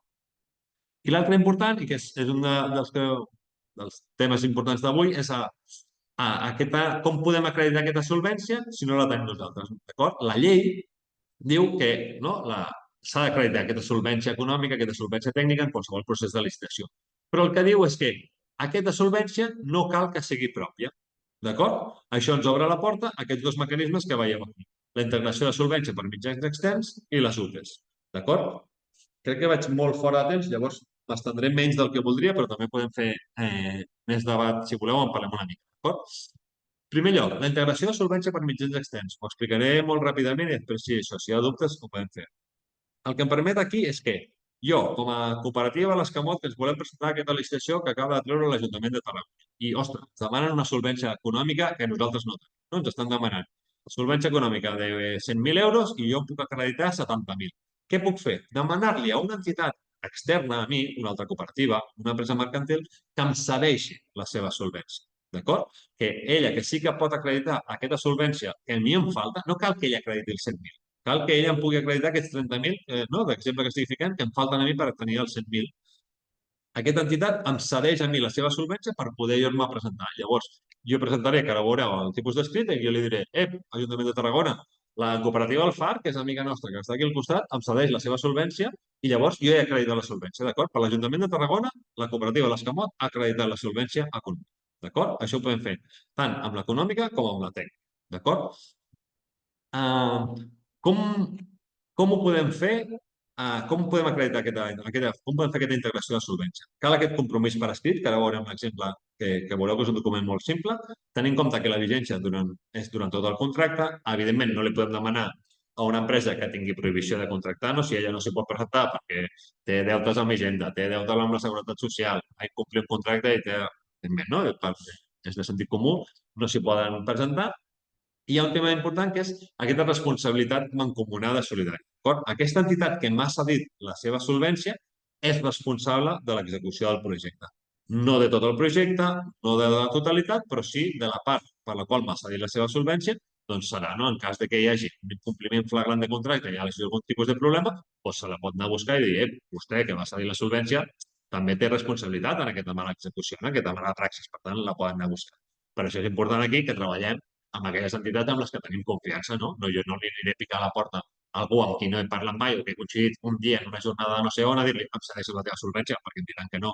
Ara, no? Qüestions de sentit comú, ja ho veieu, però això, si ho faig amb algú amb qui tinc confiança, que sí que treballa bé, que tenim relació, que sé que no són uns pirates, que les persones que té contactades les té bé, etc., doncs podrem fer aquesta relació de confiança, no? I de col·laboració perquè em pugui cedir la seva solvència o perquè jo li pugui cedir. D'acord? Una limitació que hi ha és com controla l'administració aquesta cessió de solvència que sigui. No? El que ens demana l'administració és que qui ha prestat la solvència sigui la que presta, la que executa aquella part del contracte per la qual s'ha cedit la solvència. És a dir, el que vol l'administració és que si el FAR m'ha cedit la seva solvència tècnica perquè són molt bones en temes de comunicació i no sé què, en la part del projecte en què s'ha d'executar qüestions de comunicació, sigui la gent del FAR qui presta. Això diu la llei, després és molt difícil perquè no tindré un senyor de l'administració comprovant si l'Albert o la Cris és qui està fent aquell document de comunicació, com podeu entendre. Però sí que l'administració vol fer una mica de control que no sigui, ostres, sí, jo cedeixo la solvència i me n'oblido del contracte. No, també estic participant en el contracte i hauria de garantir això, que qui m'ha cedit la solvència està participant en l'execució directa d'aquella part per la qual m'ha cedit la solvència. D'acord? Aquest és el document, un exemple de document de com es pot fer aquesta integració de solvència. Veieu que és un tema molt senzill, que no? La persona tal, amb DNI tal, de l'empresa tal, amb l'objecte de participar en aquesta licitació i l'empresa tal, amb la representant de la cooperativa tal, no sé què, li cedeix la seva solvència, no? Tècnica o econòmica, amb aquests criteris. Doncs mira, la solvència econòmica d'aquests contractes que van fer en els últims 3 anys, que acrediten un valor de tants euros. Amb això, signat per les dues parts, és el que em permet a mi presentar-ho dins de la documentació que presento en el PEC i ja tinc acreditada la licitació. D'acord? Aquí hi ha administracions que, com a bona pràctica, en els propis annexos administratius que pengen quan pengen la licitació, també posen un exemple un document d'annex per integració de solvència per mitjans externs, facilitant la tasca a les entitats que s'hi volen presentar, que puguin descarregar-se aquest model, complir-lo amb les dades de les dues entitats i ja ho acreditem. D'acord? Per altra banda, tenim les UTEs, una mena d'integració de solvència per mitjans externs, però d'una manera més formal, més com surt jerarquitzada, que no és, perdó, però més això, més formalitzada realment, no? Més estructurada a nivell jurídic. Aquí, el que nosaltres defensem parlant d'UTEs amb aquest tipus de sessions és que a vegades les UTEs també les entenem com això, no? La gran obra que veiem aquí, les obres de l'AVE de no sé on. Ui, veiem allí el cartell, no, esto es una UTE feta por Dragados i FSC, no sé què. Hem d'entendre que la realitat de les UTEs també és extrapolable a les entitats d'economia social i solidària. També ens podem agrupar 4, 5, 6 entitats de l'economia social i solidària i fer una UTE per la prestació d'un contracte que nosaltres soles no podríem i que dues potser no podríem, però que sí, si agrupem 3, 4, 5 experteses, tenim la solvència tècnica i la solvència econòmica per poder executar aquell contracte. D'acord? Quines característiques té una UTE? La poden conformar tant empreses físiques com jurídiques. La pròpia durada de la UTE està vinculada a la licitació, o sigui, la UTE és vigent mentre hi ha el contracte vigent. A la que s'acaba el contracte es dissol la UTE. D'acord? Hi ha una qüestió molt important, que és que la UTE té certs costos de constitució. Hem d'anar pel notari, hem de dir, no? L'Escamot aporta el 20% d'això, el FAR no sé quan, Hidra no sé quan, el que sigui. Llavors, en el moment de presentació de la licitació, que jo presento l'oferta i dic, aquí ho farem una UTE, aquestes 3, aquestes 4 entitats, no he de constituir la UTE, d'acord? No he hagut d'incórrer en aquests costos notarials, sinó que simplement dic, si jo resulto adjudicatari d'aquesta licitació, constituiré la UTE. Resulta adjudicatari? Va, llavors sí que me n'he d'anar al notari o notària i gastar-me els diners en constituir la UTE, d'acord? Però això és una millora que s'ha fet en els darrers anys en què no cal incórrer en aquestes despeses de constitució abans de resultar adjudicatari de la licitació, d'acord?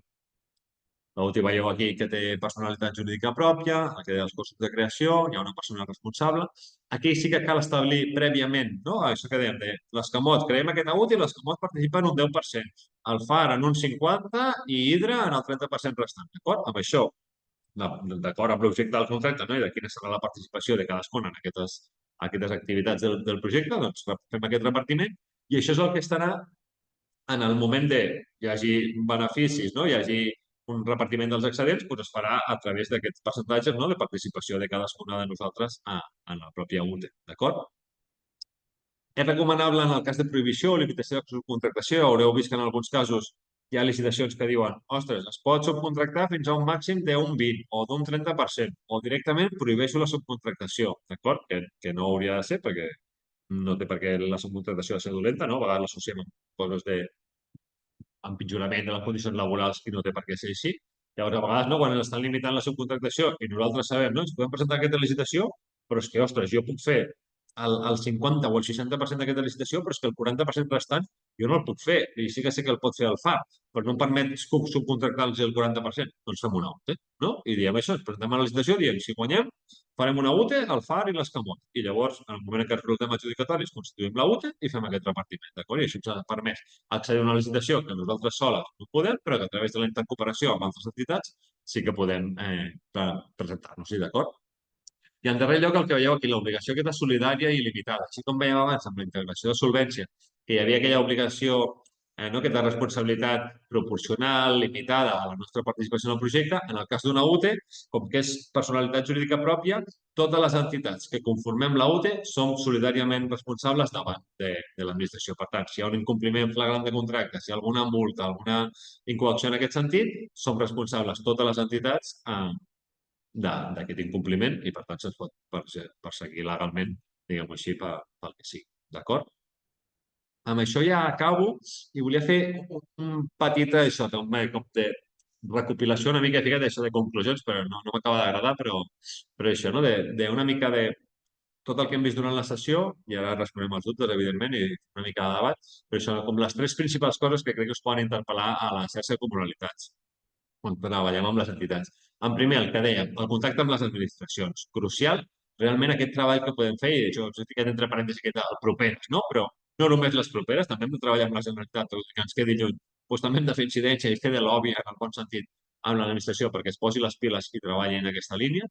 I per tant, aquí també us deia, no? Doncs això, treballar la sensibilització, fer de corcó, no? Aquella mosca darrere l'orella que els hi va dient, feu licitacions, trieu clàusules, fiqueu condicions especials d'execució, no? Intenteu fer la contractació reservada, etc. I treballar molt això, el que diem, treballar en xarxa amb les aliances, la pròpia xarxa de comunalitats, la xarxa d'ateneus cooperatius, la xarxa de municipis per l'economia social i solidària.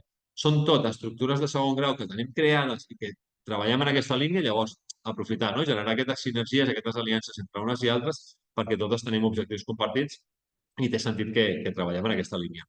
El segon, la recomanació per les entitats que pugueu acompanyar, que pugueu assessorar, etc. Estar atentes al mercat. Tenir aquesta orella posada, el que dèiem. No és molt senzill estar subscrit a la plataforma, als butlletins, perquè ens arribin les licitacions i de forma ràpida. I el que diem, no sempre serà per presentar-nos-hi, o sigui, nosaltres, jo soc, no, de la meva cooperativa, soc l'encarregat d'això, d'estar, rebre tots els butlletins i això. Nosaltres, moltes licitacions que comentem, jo els dic, ostres, doncs acaba, avui tenim un exemple real. Ha sortit un tema del Patronat de Turisme de Salou que treia una licitació que ens podia interessar.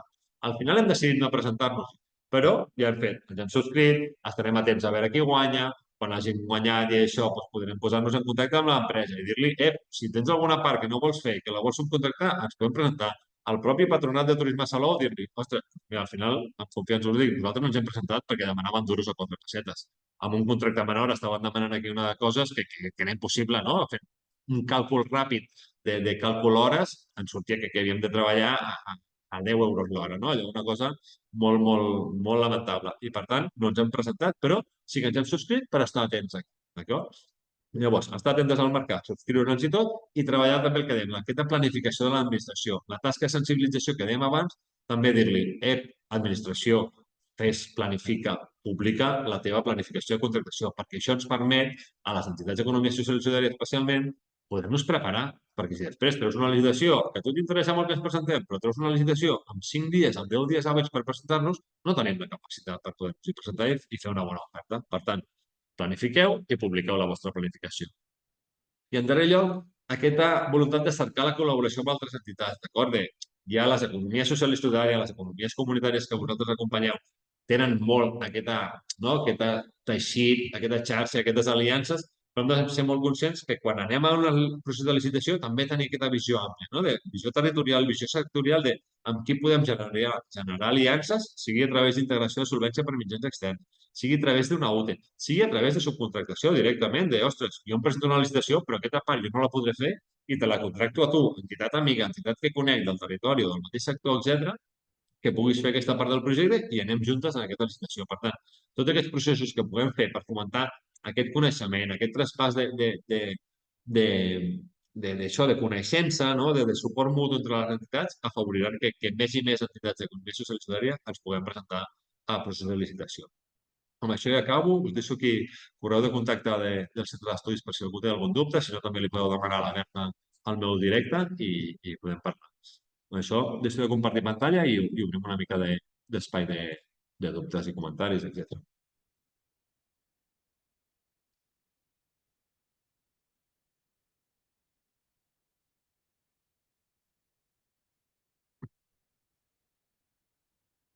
Com sempre, costa trencar el gel, però si algú s'atreveix, si no, jo tinc rotllo i el veieu per seguir tirant fins a 2 quarts, Això... Digues, Berta.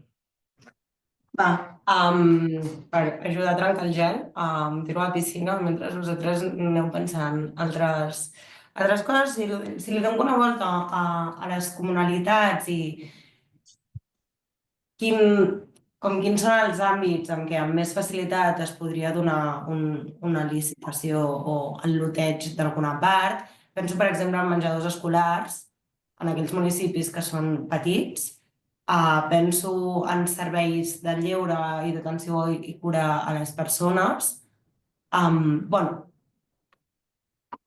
si podries guiar-nos o si hi ha alguns sectors que és més fàcil, potser no sectors en general, però objectes de contracte, que heu descobert o heu pogut ratificar que hi ha ajuntaments que estan més disposats a lotejar i, per tant, a fer licitacions més petites. O sigui, cal tenir en compte que al final, si tu li estàs demanant a la teva administració local que faci un loteig, li estàs demanant que faci més contractes, que vol dir que es carreguin de feina administrativa i possiblement en ajuntaments no molt grans ens posin pegues per fer això. Sí, veig que hi ha més preguntes, però això, de moment responem així i després fem un ronda conjunta si voleu. Has donat en el clau amb diverses coses. És cert que recomanacions d'ajuntaments o d'administracions que facin bones pràctiques i tot, estan canviant, malauradament, perquè això depèn molt del lideratge polític de torn i això tenim gent que fa 3 anys eren referents, que ara mateix ni els busques perquè no els trobes. Llavors, se'n fa difícil realment. Podríem dir alguns exemples, però això, me'n deixaria alguns i no en diria d'altres. I amb el tema dels sectors, aquí sí que hem fet ara, dintre del centre d'estudis, en el projecte hem fet el que li diem l'informe de contractació pública a Catalunya i una de les bones coses que hem vist és que tenim presència de l'economia social i solidària guanyant, resultant adjudicatàries de licitacions en múltiples sectors d'activitat. O sigui, i a mi et sorprèn que a vegades un dels que hi ha més pes és l'habitatge, per exemple, que no ho pensaria, si és un dels que habitatge, construcció i així, hi ha molt de pes.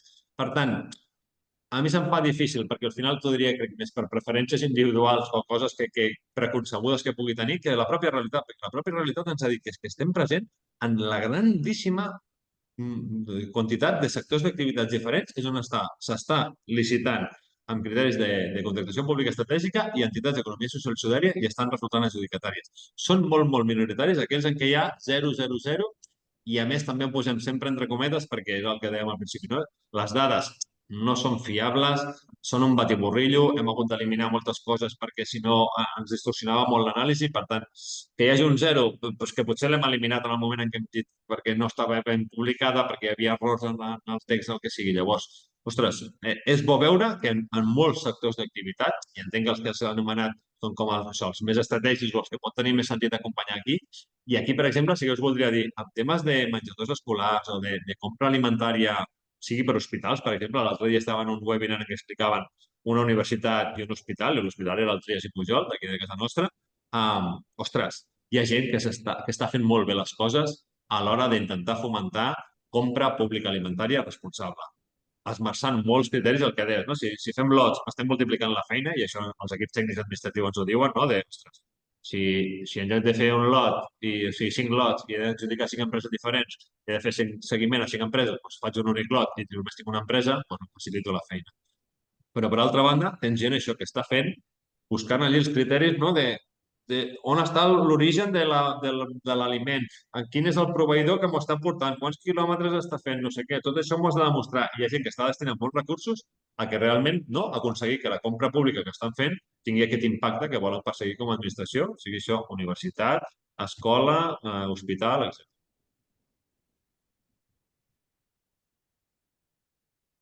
Jo veig que la Isabel té la mà aixecada, no sé si algú més. Isabel.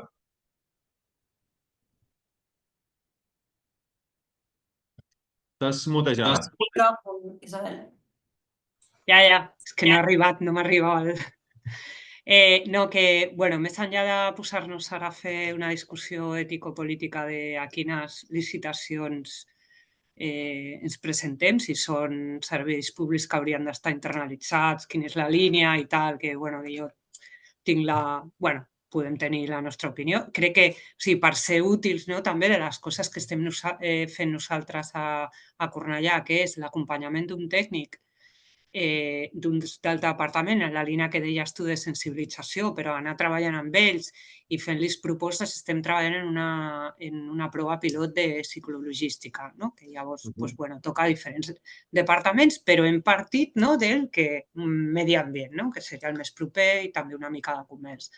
Llavors, clar, estem pendents de l'aprovació d'un pla de mobilitat urbà en allò, no?, de fer bé l'estratègia per anar incidint, per a veure on tal, quina línia estratègica, i això que has dit del Reli, que era molt important i jo tenia en ment, però, veus, potser no li hem dit si està les companyes, no?, que estan fent el projecte amb nosaltres, crec que és una cosa bàsica, no?, que abans de posar-se a parlar de no, les dues disposicions que ens van bé, no?, i el tipus de contracte, que podria ser un contracte menor, però clar, d'aquí a que s'aprovi, perquè una altra cosa són els terminis tan llargs, no?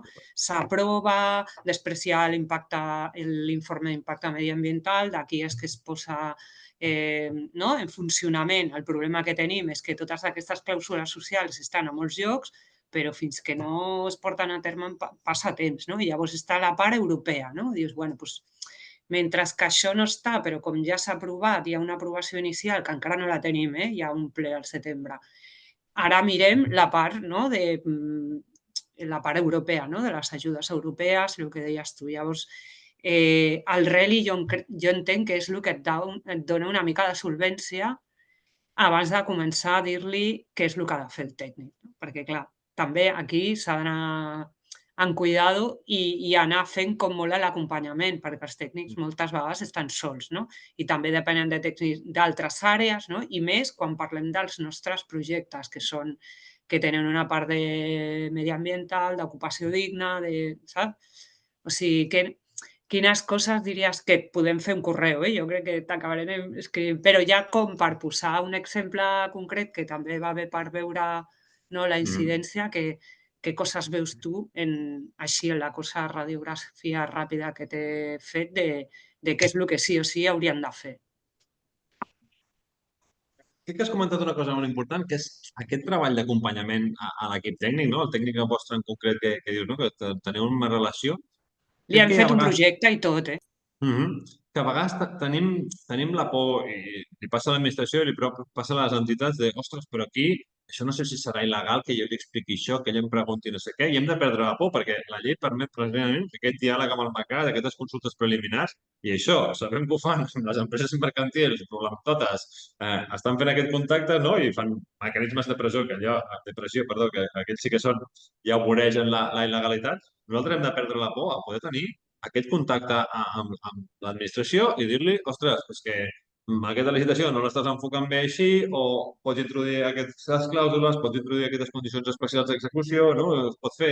Ostres, fa 2 dies estàvem assessorant aquí una part de l'Ajuntament de Tarragona que volia, no, per un tema de centres cívics, d'edició d'uns fulletons i no sé què, doncs van ficar com a condició especial d'execució que l'empresa adjudicatària contractés un centre especial de treball. I amb això no ho ficava com a requisit, sinó que era condició especial d'execució. Si tu em garanteixes que això ho farà, doncs t'estic donant fins a 20 punts més i estava donant. No? Llavors, ostres, explicar que existeixen aquestes bones pràctiques, que es poden fer aquest tipus de mecanismes, facilitar-li això, exemples, dir-li, mira, aquesta és la licitació que va treure el Consell Comarcal d'aquí del territori, el del costat, el del municipi de més enllà.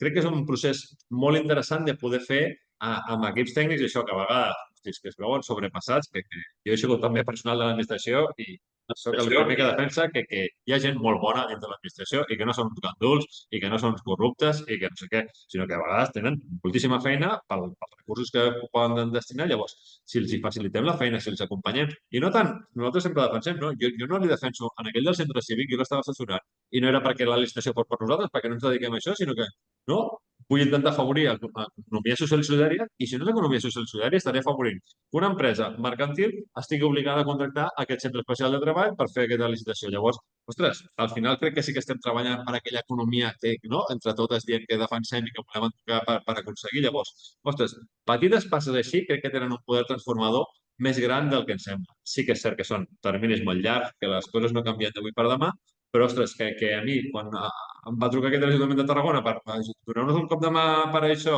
ostres, poses un goig. Fa 2 anys no em trucava l'Ajuntament de Tarragona perquè els acompanya sempre en aquest procés. I ara ja ens identifiquen, ja saben que poden això, ja em venia amb una idea de què podia ficar i el que van fer és com, ostres, acabar-li de donar la volta i llavors no, ficar-la com a condició especial d'execució. Bueno, aquests petits processos jo crec que són interessants i que tenen un potencial transformador això, més fort del que ens pensem.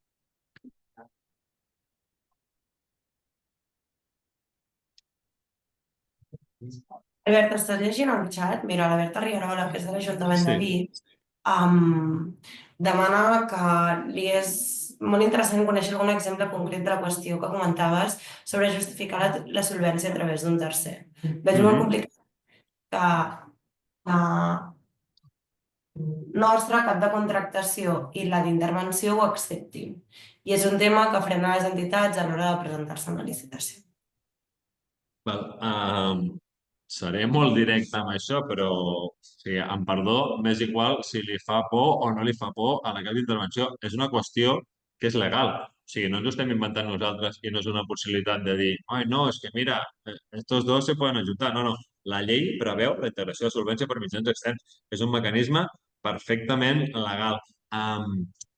No et sé dir exemples concrets perquè, clar, no està en un lloc que digui no, mira, aquí tens els exemples de la gent que ha integrat solvència per mitjans externs, perquè en aquell moment tu, en una licitació que hagi guanyat la cooperativa X i que hagi integrat solvència, no ho veuràs, perquè tu veuràs que ha sigut adjudicatària aquella cooperativa, no veus que ha sigut adjudicatària integrant solvència per mitjans externs. Jo et puc dir que nosaltres hem fet servir aquest mecanisme i que l'administració amb la que ens van presentar és que, o sigui, ni em van trucar, ni em van preguntar què és aquest document, ni res. Senzillament, nosaltres vam poder acreditar, en aquell cas, la solvència econòmica, no arribàvem per certes coses, no arribàvem a la solvència que ens demanàvem, la vam integrar en una cooperativa amiga, nosaltres vam presentar aquella documentació i per l'administració la que ens van presentar havíem acreditat la nostra solvència econòmica i no ens van demanar ni cap aclariment, ni cap document, ni res. O sigui, senzillament això era el document que us he posat com a exemple i que és això sí que podríem, no sé com ho podríem trobar fàcilment a la plataforma, però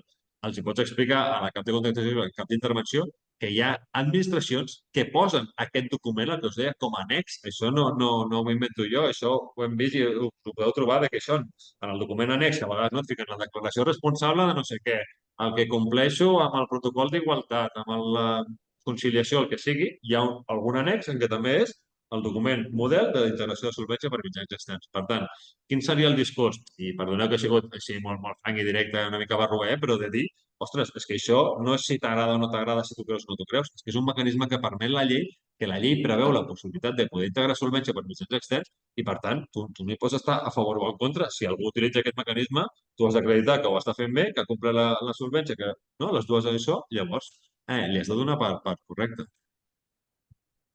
Fantàstic, Berta, sí, a la disposició i tant.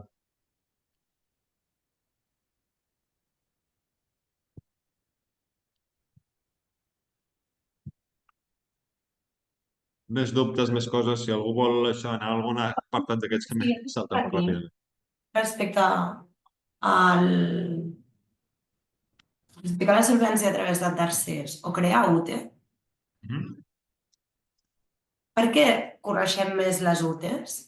I per què crec que són més famoses i passen més?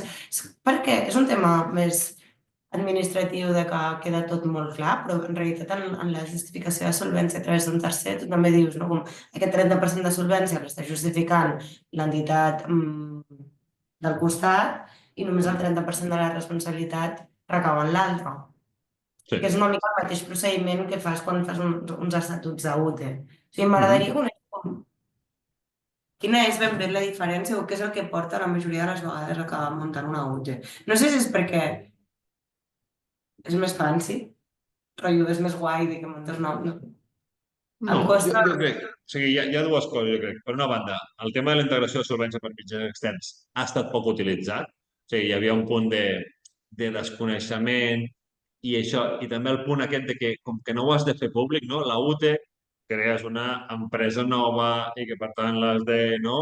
Té tota aquesta estructura jurídica, la integració de solvència per mitjans externs, ho sabem tu i jo, diguem, no? Tu em vas usar la solvència i m'he pogut presentar a l'administració, però no ho fem públic, no fem un rebombori, no pengem un cartell que estem integrant solvència i això, no? Té els dos factors de és una eina relativament desconeguda que s'ha utilitzat poc i que a més té aquesta poca publicitat i l'altre és que jo crec que les UTEs tenen molta visibilitat pel que deia, perquè moltes vegades, no, quan tenim aquesta obra al carrer, les obres de remodelació de l'AVE, de la Sagrera no sé què, que l'ha fet una UTE i allí sí que hi ha l'obligació, no, d'aquell cartellot ben gran que diu aquesta obra l'estan fent una UTE de les empreses tal i tal i tal. I això, no, vulguis que no, al final ens ho trobem a l'espai públic, ens agradi o no, i jo crec que li donem més pes potser del que té perquè ens ho trobem, senzillament. No? Llavors estem acostumats a veure i que, ostres, sí, això ho han fet una UTI, que és una UTI, una Unió Temporal d'Empreses, ara i ho entenem ràpidament. No? I en canvi l'altra està més invisibilitzada quan és un mecanisme tan legal i tan lícit un com l'altre. I també és una manera de poder integrar, i perdó, però pensant en economies comunitàries, potser una cooperativa que té més solvència i més estructura administrativa és a través de la justificació de solvència a través d'un tercer que pot integrar una petita associació, per exemple, del territori, no? I dividir part del contracte. En lloc de muntar una UTE, que és una cosa totxa i que clarament l'assemblea de veïns dirà no m'hi posis gràcies, si només tinc el 30% de responsabilitat o el 20% és més fàcil que tenir més. I potser el que hem de pensar són més estructures d'aquest estil per realment reforçar o sigui, mecanismes d'aquest estil per realment anar a reforçar petites entitats o propostes d'economies comunitàries que no coses més grans. Ja està, fins aquí la reflexió respecte a això. I n'hem de fer un ús responsable. O sigui, nosaltres volem donar a conèixer aquesta eina i tampoc crec que hem de fer un sobreús. O sigui, potser en alguns casos, simplement, si jo no necessito aquesta integració de solvència, perquè no? Perquè compleixo amb el requisit de solvència tècnica, solvència econòmica, puc resultar adjudicatari jo i tenir aquesta relació amb aquestes economies comunitàries, que és un procés que vull acompanyar, que no vull ajudar a consolidar i tot, puc subcontractar-li una part i hem de fugir, també ho deia en un moment de la presentació, hem de fugir d'aquesta noció de vegades, no? Subcontractació ho associem perquè és la realitat de molta de les situacions que s'han viscut, no? La subcontractació ha servit per empitjorar condicions laborals, no? Jo m'he guanyat per 10 i ho subcontracto per 8 i aquell ho subcontracta un altre cop per 6, no? I acabem tenint un accident laboral perquè aquell no tenia els EPIs, no tenia el no sé què, no sé quantos. Però la subcontractació no és així. La subcontractació senzillament és que aquesta part del contracte jo no la faig i la fa aquesta altra. I en un bon sentit, aquesta altra pot tenir més expertesa, pot tenir més coneixements, el que passa és que no es pot presentar a la licitació perquè no té el requisit, perquè fa 6 mesos que ha nascut, perquè mira, al final subcontracto a un autònom perquè forma part d'aquell grup d'economies comunitàries que no està constituït formalment i que per tant no pot ni resultar adjudicatari ni subcontractar, però a través de subcontractar aquest autònom sí que jo sé que estic afavorint aquest teixit associatiu comunitari, no? Per tant, bueno, és eines que tenim i que hem de saber fer-ne un bon ús per afavorir, aconseguir els objectius que perseguim amb la tasca que fem. Laura.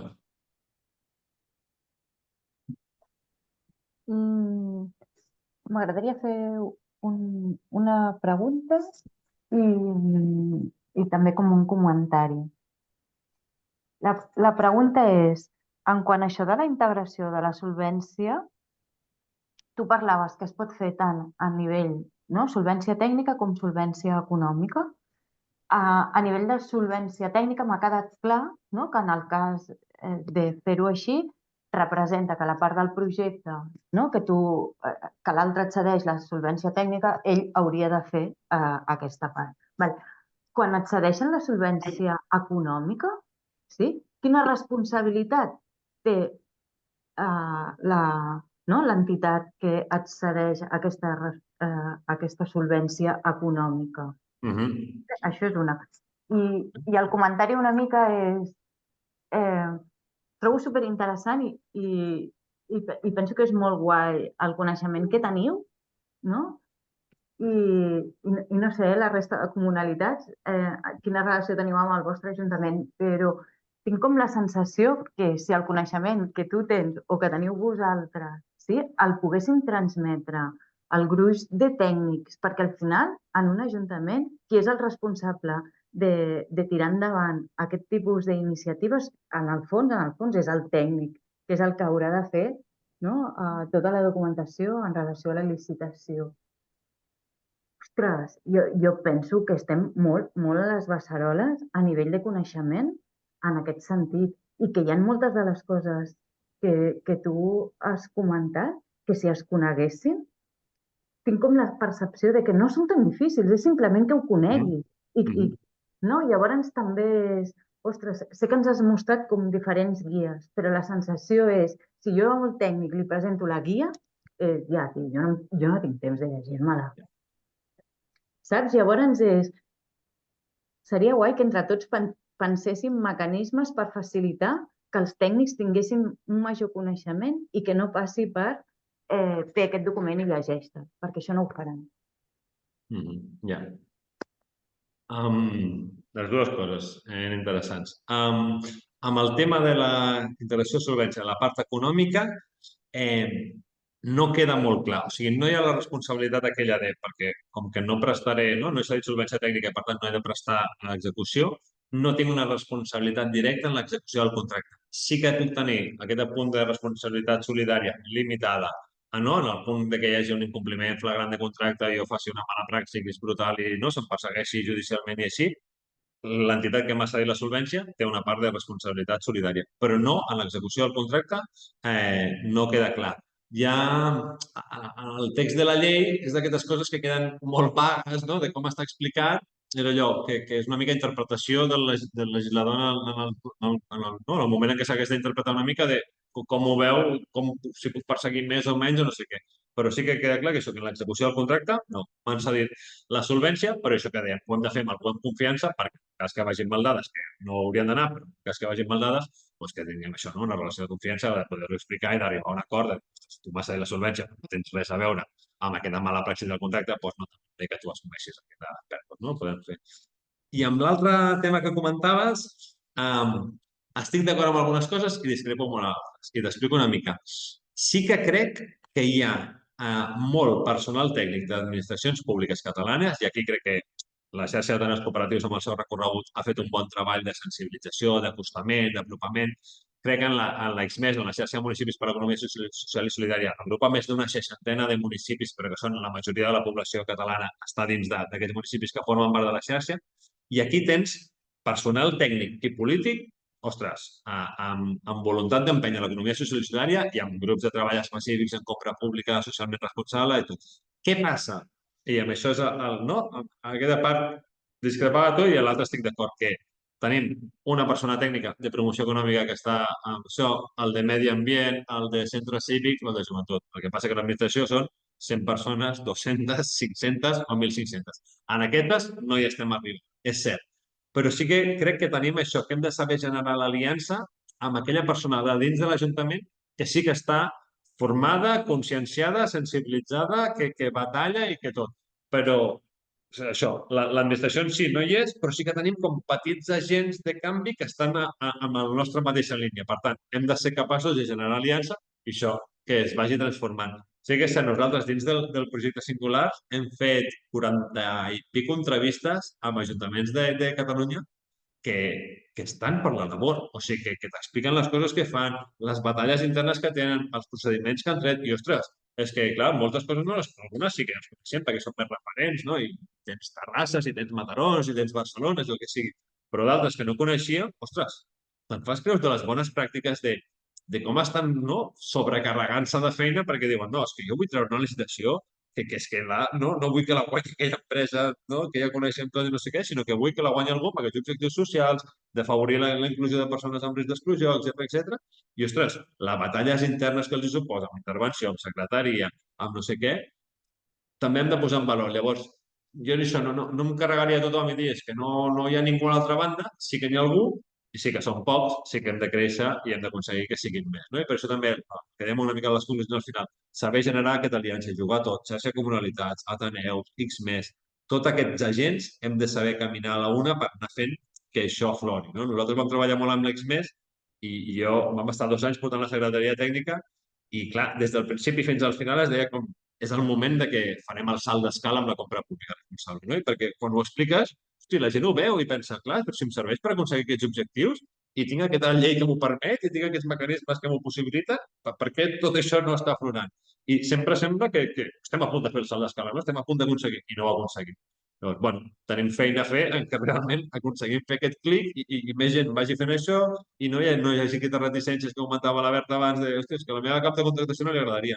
Ja, però és que no li agradi, és que la llei ho permet i si aconseguim que vegi exemples del costat que ho han fet i els ha funcionat i ningú els ha impugnat i s'ha pogut adjudicar i no sé què, bueno, seguirem fent que la roda creixi, no? Però tenim feina per fer, però sempre crec que té sentit fer-la i que estem a prop de fer aquest salt d'escala important.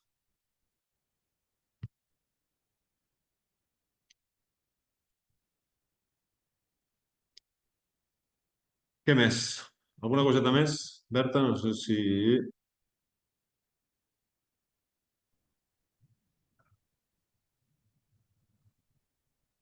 No, per part meva no. Si no hi ha més preguntes o aportacions, podem deixar-ho aquí, potser.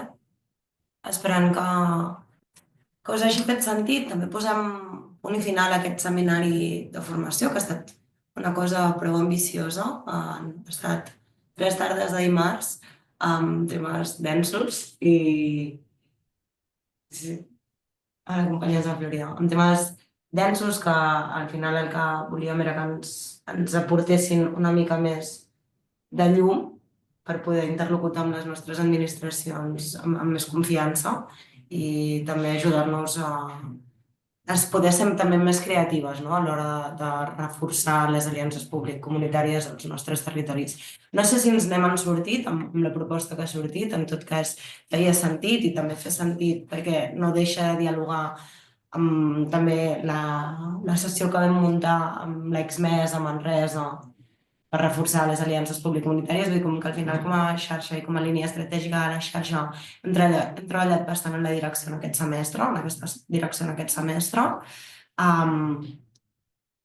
També es tracta de deixar-ho reposar, veure quines coses ens han servit, quines no, com podem seguir reforçant i d'aquí uns mesos tornar-nos a trobar i veure. Sí, dic, sí, segur que podem fer una reunió abans per valorar, però que al final això són coses de cocció força lenta. Llavors, ara tenim tots aquests ingredients i a veure què em va sortint i fins a quin punt ho podem anar posant en marxa i en pràctica i per anar detectant també doncs, quins límits ens trobem al territori o què és allò que aquí no encaixa o hem de repensar doncs, amb projectes molt concrets i molt petits, bueno, anar desgranant. També perquè el mandat de reforçar i impulsar les aliances públic-comunitàries és un gran mandat, llavors també per anar-lo desgranant i indexant a poc. I això és tot, companyes. Gràcies per tot, gràcies Albert per... No, vosaltres. La sessió ha estat molt interessant i per tota la feina que esteu fent amb el centre d'estudis. Jo tinc moltes ganes de veure l'informe. Aviat. El tenim a correcció lingüística. Vamos, ja ho teniu. Això, i si ens envies la presentació que has fet i pots compartir. I tant. Super. Doncs que tingueu una bona tarda de dimarts. Anem a menjar un gelat. Moltes gràcies. Gràcies per tot. Moltes gràcies. Adéu i bones vacances si no parlem abans. Molt bé. Adéu. Adéu. Ciao. Adéu.